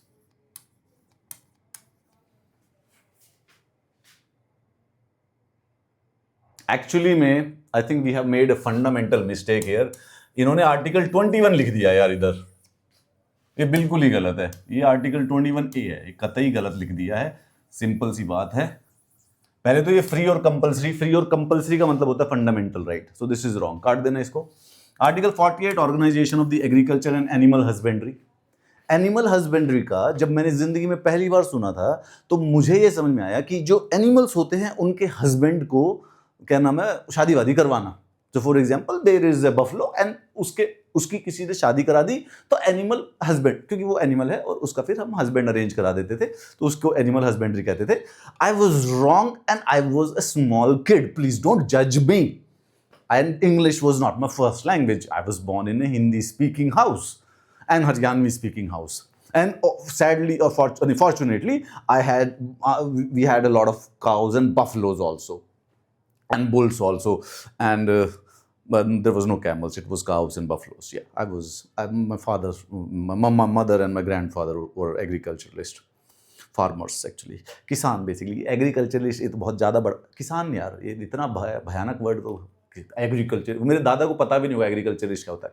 किसान था मेरा दादा, बढ़िया लड़का था वो, काफ़ी अच्छा लड़का था। अब नहीं रहा है जीवन में, मतलब he is past, but he was a good guy, good man. So agriculturist नहीं, किसान था वो।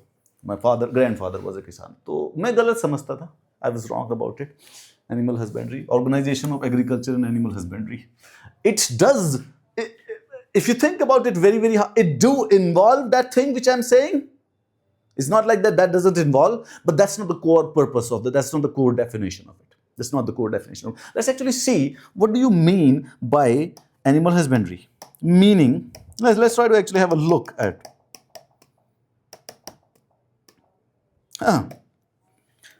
The animal husbandry refers to, it does mean what we were stupidly and naively pointing to. It refers to the livestock raising and selective breeding. जिसमें management and the care of animals, जिसमें genetic qualities and the behaviour of animals are further developed for profit, which will basically means कि वो हमें husband actually में चुनना होता है ढंग वाला. Okay, so I was not wrong per se as such, I was just crude. सिर्फ क्रूडनेस थी, गलत मैं फिर भी नहीं था. The science of breeding and the caring. होता क्या है कि हम एनिमल्स को ब्रीड करते हैं थोड़े से डिजाइन, थोड़े से साइंटिफिक तरीके से. तो जैसे कि किसी पर्टिकुलर ब्रीड के अंदर कुछ अच्छी क्वालिटीज हैं, जैसे कि कोई भैंस है, मुर्रा भैंस है, तो वो ज्यादा दूध देती है, तो अब हम इसको ही ब्रीड करते हैं किसी ऐसे वाले एनिमल्स के साथ जिसके अंदर और अच्छी क्वालिटी हो के जो इनका प्रोजेनी हो वो थोड़ा सा और ज्यादा, दोनों की दोनों जेनेटिक क्वालिटी आ जाए. इट्स काइंड ऑफ, तो animal husbandry is basically that science जहां पे लाइफ स्टॉक को रेज किया जाता है और लोकल जो ब्रीड्स होती हैं उनको और ज्यादा स्ट्रेंथन किया जाता है through the scientific breeding, and that's why it's called as animal husbandry. So मतलब it's the only thing you can blame me is that, sir, you are very crude. That's what you can only blame me for it, right? It's slightly crude. I'm from Haryana, okay? I do not have some sophisticated way of thinking. मेरे दिमाग में सीधा animal husbandry. I'm like, are you trying to look for the husband of the cow or the buffalo? And I was right. They were actually trying to look, but in a slightly more scientific manner so that they can actually breed better. That's called the animal husbandry. Good for us. All right, Article 48A, we got to safeguard the forest and the wildlife. It was added by the 42nd Amendment. Indira Gandhi ji ने DPSP में लिखा कि government की responsibility है कि environment को भी protect किया जाए. नाउ रिसेंटली स्पीकिंग, आपने अभी भी देखा होगा कि उत्तरकाशी में एक बाढ़ आई थी और एक पूरा का पूरा जो गांव था वो उस बाढ़ के अंदर बह गया था. एक काफी कुछ वायरल थे. We are absolutely has become anti environmental. जो एनवायरमेंटल एनजीओज थे उसके ऊपर कि एनवायरमेंटल एनजीओज जो होते हैं, एनवायरमेंटल प्रेशर ग्रुप्स जो होते हैं, वो किस प्रकार से अवेयरनेस बढ़ाते हैं, ये इस साल के मेंस में क्वेश्चन आ गया. सरप्राइजिंगली मेरी पर्सनल अंडरस्टैंडिंग ये है कि पिछले कुछ सालों में जो एनवायरमेंटल एनजीओज हैं उनको विलेनाइज कर दिया गया है, ये कह के कि वो तो कहीं ना कहीं से फंडिंग उठा के देश की डेवलपमेंट और प्रोग्रेस को रोकने के लिए लगे हुए हैं. लेकिन बच्चों, मैं पर्सनली बताता हूँ, प्रोग्रेस और डेवलपमेंट बाकी सब बहुत बढ़िया चीज है, पर बिना एनवायरमेंट के कुछ नहीं मिलने वाला. We are killing our cities and we are killing our mountains. Cities का तो हमने मर्डर कर ही दिया. चलो यार, मैं इमोशनल नहीं होना है, पढ़ाई करनी है.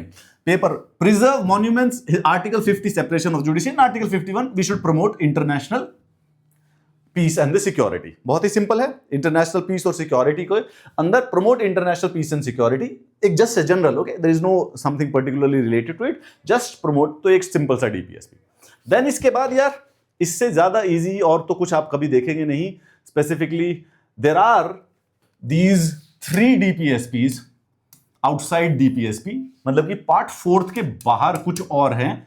SC/ST की services, article 335, instructions in the mother tongue and development of Hindi, मतलब कि स्टेट को, गवर्नमेंट को हिंदी डेवलप करनी चाहिए, मदर टंग में इंस्ट्रक्शंस देनी चाहिए. बस इतना ही. ये छोटी सी बात है जो कि कॉन्स्टिट्यूशन में लिखी हुई है, जो कि गवर्नमेंट को करना चाहिए. So they are the DPSPs. जो मैंने आपको पहले समझाया था, there has been a conflict between the fundamental rights and the directive principles. कौन से वाले याद रखो, ऐसा नहीं है कि ये दोनों मिलकर लड़ाई कर रहे हैं. It's between the 39B and C and article 14 and 19. ये हम ना कभी कभी मतलब हम कुछ ठीक है, मतलब बात ये है कि फंडामेंटल राइट और DPSPs के बीच में कॉन्फ्लिक्ट हो सकता है. एंड जनरली ये मत सोचना सारे फंडामेंटल राइट से लड़ाई होती है. ऐसा कोई DPSP नहीं है जो कि राइट टू लाइफ लेने की बात करता है. ठीक है, ऐसा कोई भी नहीं है कि राइट टू अरेस्ट करवा देंगे, ऐसा कुछ भी नहीं है. कोई राइट टू रिलीजन लेने वाला, ऐसा कोई भी DPSP नहीं है जिससे राइट टू रिलीजन जाएगा. Nothing. It's only talking about article 14 and 19. Equality और लिबर्टी का बेसिकली फंगा पड़ता है. Not a problem. Now the question which the government has decided, supreme court has decided कि fundamental rights are supreme, DPSPs के ऊपर होते हैं, नो डाउट अबाउट इट. अगर कभी भी जरूरत, अभी कभी फाइनल क्लैश हो ही गया, मोटा मोटी क्लैश हो गया, तो हाइपोथेटिकली क्लैश हो गया, ऐसा कोई लॉ बन गया जिससे फंडामेंटल राइट्स की बत्ती लगने वाली है, तो सुप्रीम कोर्ट ऑफिशियली जजमेंट देगी कि यार फंडामेंटल राइट्स बेटर होते तो आपका लॉ खराब है. 2 सिचुएशंस में नहीं देगी.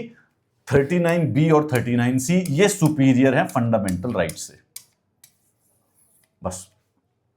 सुप्रीम कोर्ट ने एक फेमस कोट बोला हुआ है कि when 39B and 39C enters, then the fundamental rights article 14 और 19 एग्जिट्स। तो जब 39B और C के तहत कोई कानून बनाया जाता है तो आर्टिकल 14 और 19 एग्जिट कर लेते हैं। ये ठीक है भाई, अब हम क्या करें। अब इसका सिंपल ये बात समझना, गवर्नमेंट के कहने से नहीं होगा कि गवर्नमेंट ने बोल दिया कि हमने ये लॉ बनाया है क्योंकि ये 39B है या 39C है। वो सुप्रीम कोर्ट जज करेगी कि जो तुम बोल रहे हो वो सच है या नहीं है।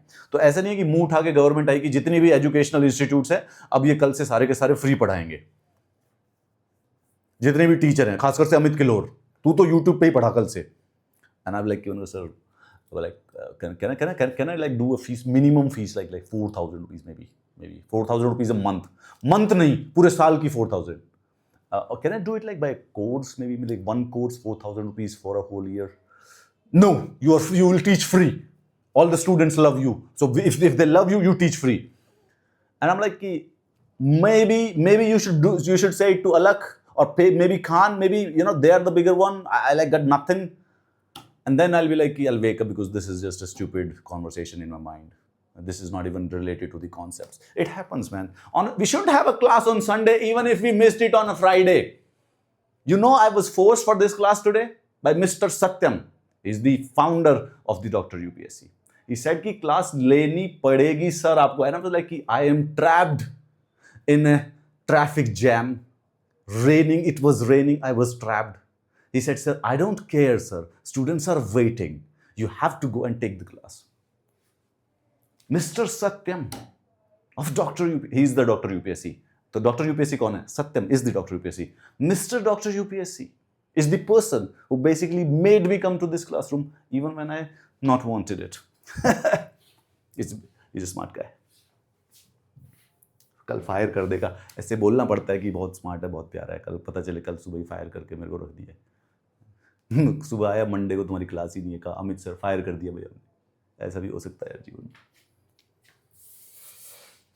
ठीक है, कोई बात नहीं, फंडामेंटल ड्यूटीज के बारे में बात करेंगे। ये तो ना भी करें तो कोई नहीं है, छोटा सा टॉपिक है। एक आर्टिकल, मतलब इंदिरा गांधी जी थोड़े से जज्बात में फैली हुई थी। इंदिरा गांधी जी ने निर्णय लिया कि भाई 42nd अमेंडमेंट पास की, और उन्होंने क्या किया 42nd अमेंडमेंट में, there are multiple amendment. 42nd में बहुत सारी चीजें चेंज की थी। 42nd में साइड में एक एक पार्ट 4th ए भी ऐड किया गया था, और उस पार्ट 4th के अंदर एक आर्टिकल आता है आर्टिकल 51A। बस ये एक आर्टिकल था, उसमें कुछ फंडामेंटल ड्यूटीज लिख दी थी मैडम ने, और सिर्फ ये था कि we should do this as a good citizens of the country. भाई स्टेट को क्या करना चाहिए वो तो लिखा हुआ है डीपीएसपी में, सिटीजन्स के राइट्स क्या होते हैं वो लिखा हुआ है पार्ट 3 में, लेकिन स्टेट्स नागरिकों की कुछ ड्यूटी भी तो होती है। और ये एटीट्यूड हमारी संस्कृति का हिस्सा है। आप नोटिस कीजिए, देखो लॉजिकली मैं और आप सच माने तो राइट्स मिलने चाहिए फ्री में, लेकिन हमारी सोसाइटी ये कहती है कि राइट्स मिलने चाहिए बेसिकली कर्तव्यों के साथ। Rights should be associated with duties, और यूपीएससी ये मेंस में भी पूछता है कई बार, ठीक है, how rights and the duties are correlated. Now technically speaking they are correlated in the logic. Gandhi ji भी बोलते थे कि यार राइट्स और ड्यूटीज कोरिलेटेड हैं, जब लोग ड्यूटी करेंगे तभी उनको अपने राइट मिलेंगे, ठीक है। अधिकार तो भाई जैसे ये वाली बात है, आपके पेरेंट्स आपके ऊपर विश्वास करते हैं, आपको स्कूल भेजते हैं, कॉलेज भेजते हैं, तो आपकी भी तो ड्यूटी बनती है कि आप कॉलेज में जाके पढ़ाई करो, ना कि बेसिकली क्या नाम है थोड़ी सी मस्ती मारो। तो एक प्रकार से आपका राइट है कॉलेज, लेकिन आपकी ड्यूटी है कॉलेज में पढ़ाई करना। Now American concept which I personally subscribe to is that you should get your right whether you do your duty or not, because this negotiation between the rights and duties, specifically in the format of the constitution, is kind of unfair, and this is what America follows. They are like independent. भाई मेरे rights मेरे हैं, मैं चाहे कुछ करूं ना करूं, I don't care a damn, which is right, because जैसे ही तुम rights को conditional बना दोगे, rights हो गए conditional in the sense कि तुमको rights तब मिलेंगे जब तुम अपनी duty follow करोगे। तो ये गधे वाली बात है। हमारी गवर्नमेंट बहुत करती है आजकल ये सब कुछ, आपको मैं बता दूं, मैं इस पे पूरा का पूरा कंप्लीट अगेंस्ट हूं मैं अपने सरकार के। They keep and our parents do this because this is part of our culture, part of our culture है। हमारी गवर्नमेंट हर बात पे, आप नोटिस करना अगली बार, कभी कभी recently they always say it is the duty of the citizens. ये सिटीजन्स का कर्तव्य है, ये सिटीजन्स की ड्यूटी है, राइट्स तो हम तुमको तब देंगे। और ये अरे भाई अपनी ड्यूटी अपन कर ले, तुम अपना काम करो पहले, first you do your duty. एक रोड तुमसे बनाई जा नहीं रही है, सिटीजन से तुमको चाहिए ड्यूटी। हमें तो nobody should be able to have a conditional argument with the rights. You deserve your right. एक बच्चा 6 साल का 8 साल का, उसके पेरेंट्स की ड्यूटी है उसको पढ़ाए और उसका राइट है कि वो पढ़ने को मिले। इस पे कोई जब वो शरारत कर रहा है, उसने सुबह कप तोड़ दिया, नखरे कर दिए, रो रहा है स्कूल जाने से, तो इसका ये मतलब नहीं है कि वो अपनी राइट खो चुका है। स्कूल जाने का उसका राइट है तो है, चाहे कैसे भी हो। अच्छा बच्चा, बुरा बच्चा, शरारती बच्चा, बेकार बच्चा, पढ़ने वाला, ना पढ़ने वाला, हर एक बच्चे का राइट है पढ़ना। उसको कंडीशनल नहीं बना सकते कि वो पढ़ाई नहीं कर रहा तो इसलिए हम उसको स्कूल से हटा देंगे। No, so remember this. Categorical है, देखो मैं सारी चीजों में कैटेगोरिकल नहीं कहता हूं, मतलब कैटेगोरिकल इन द सेंस कि ये मैं श्योरिटी में हूं कि एडवाइस सही क्या है। इसमें सही बात ये है कि कभी भी गवर्नमेंट की मत सुनना कि पहले कर्तव्य करो, पहले ड्यूटी करो और बाद में राइट्स करो। नो, तुम्हारा गवर्नमेंट का कोई हाथ नहीं है राइट्स को देने में। ये गवर्नमेंट की स्लाय हरकत है कि वो चाहती है कि राइट्स को जोड़ दे ड्यूटीज के साथ, क्योंकि ऐसे बनते हैं बड़े बड़े डिक्टेटर।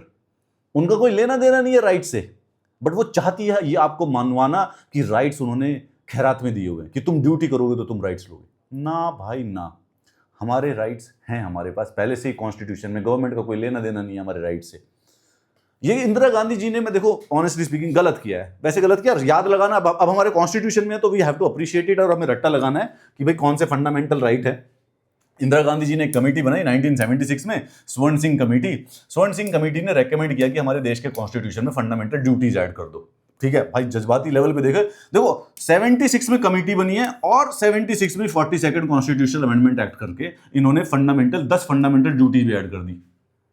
एक लास्ट में 86th अमेंडमेंट पे 2002 में एक और हुई है, टोटल 11 है, एक बार अमेंडमेंट करके। जैसे प्रीएम्बल में एक बार अमेंडमेंट हुई है, 42nd अमेंडमेंट। 42nd अमेंडमेंट में प्रीएम्बल में 3 वर्ड्स ऐड किए गए, तो अमेंडमेंट आज तक एक बार हुई है। अब फंडामेंटल ड्यूटीज ऐड ही 42nd अमेंडमेंट से हुई थी, लेकिन फंडामेंटल ड्यूटीज में अमेंडमेंट एक बार हुई है, दैट वाज इन 2002, 86। तो 86th अमेंडमेंट है वो राइट टू एजुकेशन वाली, उसमें 3 अमेंडमेंट की थी, पहले फंडामेंटल राइट के अंदर, फिर डीपीएसपी के अंदर और फिर फंडामेंटल ड्यूटीज के अंदर। I like this, it's quite interesting कि एक ही आके तीनों में करके चली गई। Good one. सो क्या है यार, they are only for the citizens, ये क्वेश्चन आ सकता है, ठीक है, they are only for the citizens, nobody else, only to the citizens. क्योंकि यार पाकिस्तानियों से हम कैसे मांग लेंगे कि भाई तुम लोग भी हमारे यहाँ पे आके ड्यूटी करो, obviously no doubts about it.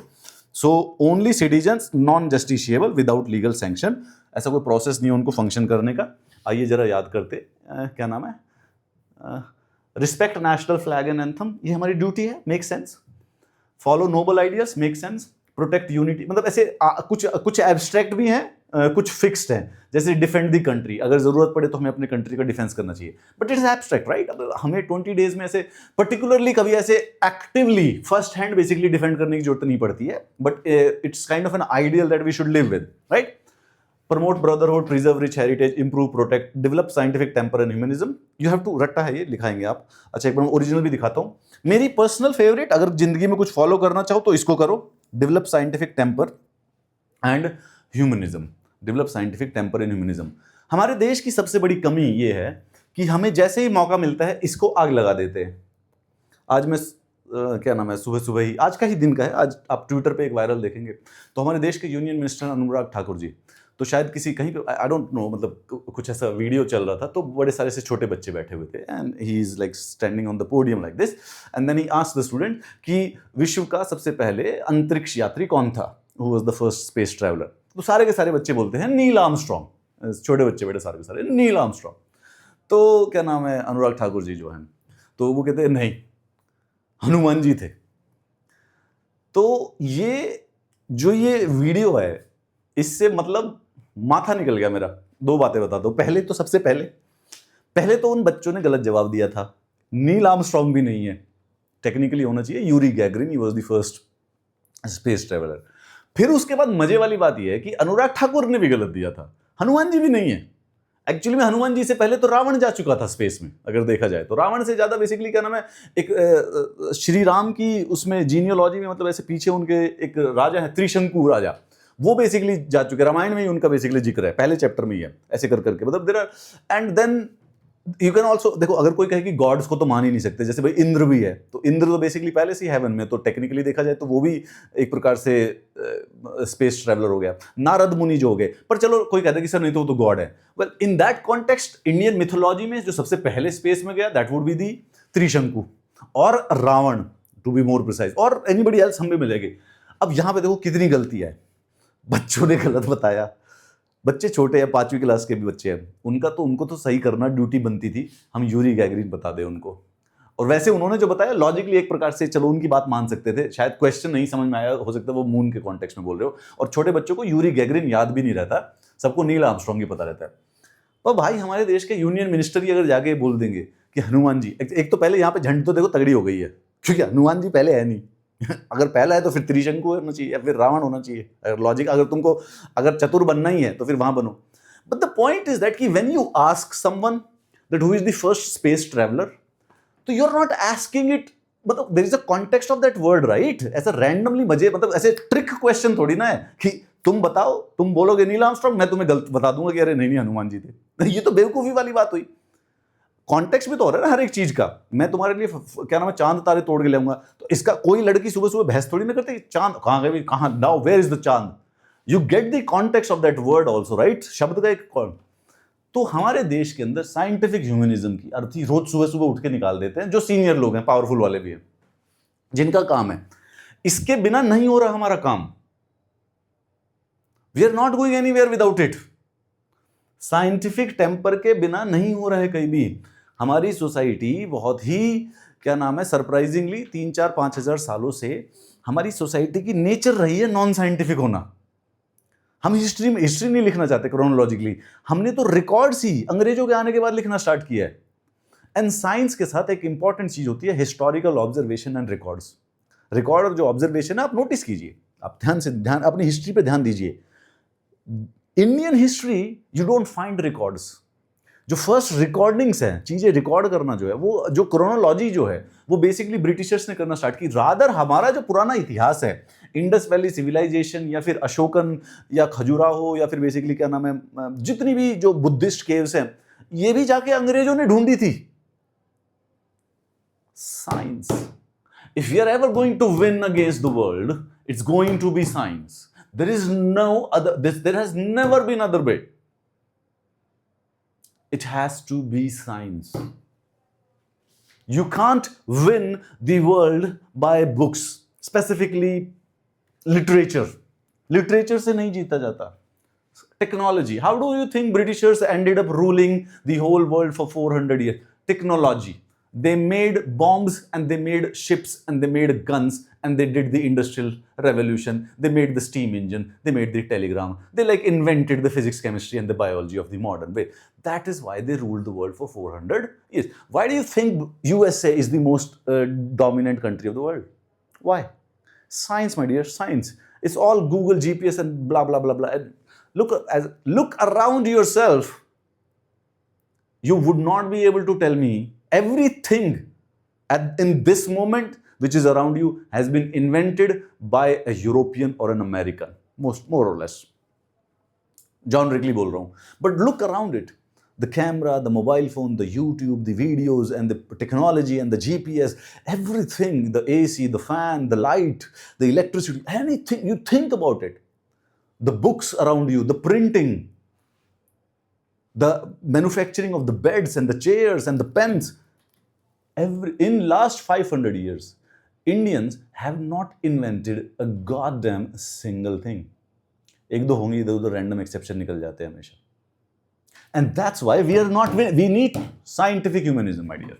कम से कम ये तो याद रहेगा ना, 8वें नंबर पे साइंटिफिक ह्यूमनिज्म होता है. ठीक है, चलिए आज संडे यार, will talk tomorrow.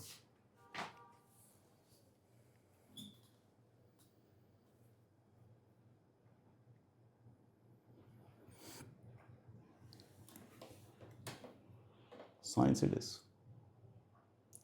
The only productive contribution that you can make to the society is science.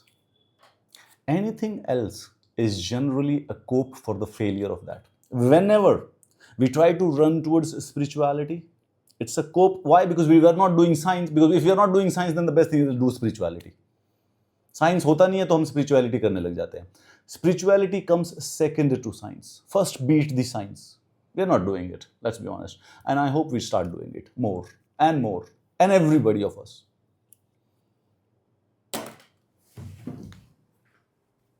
6 o'clock tomorrow. कल मैं घर से बाहर नहीं जा रहा हूँ, तुम टाइम से क्लास हो जाएगी.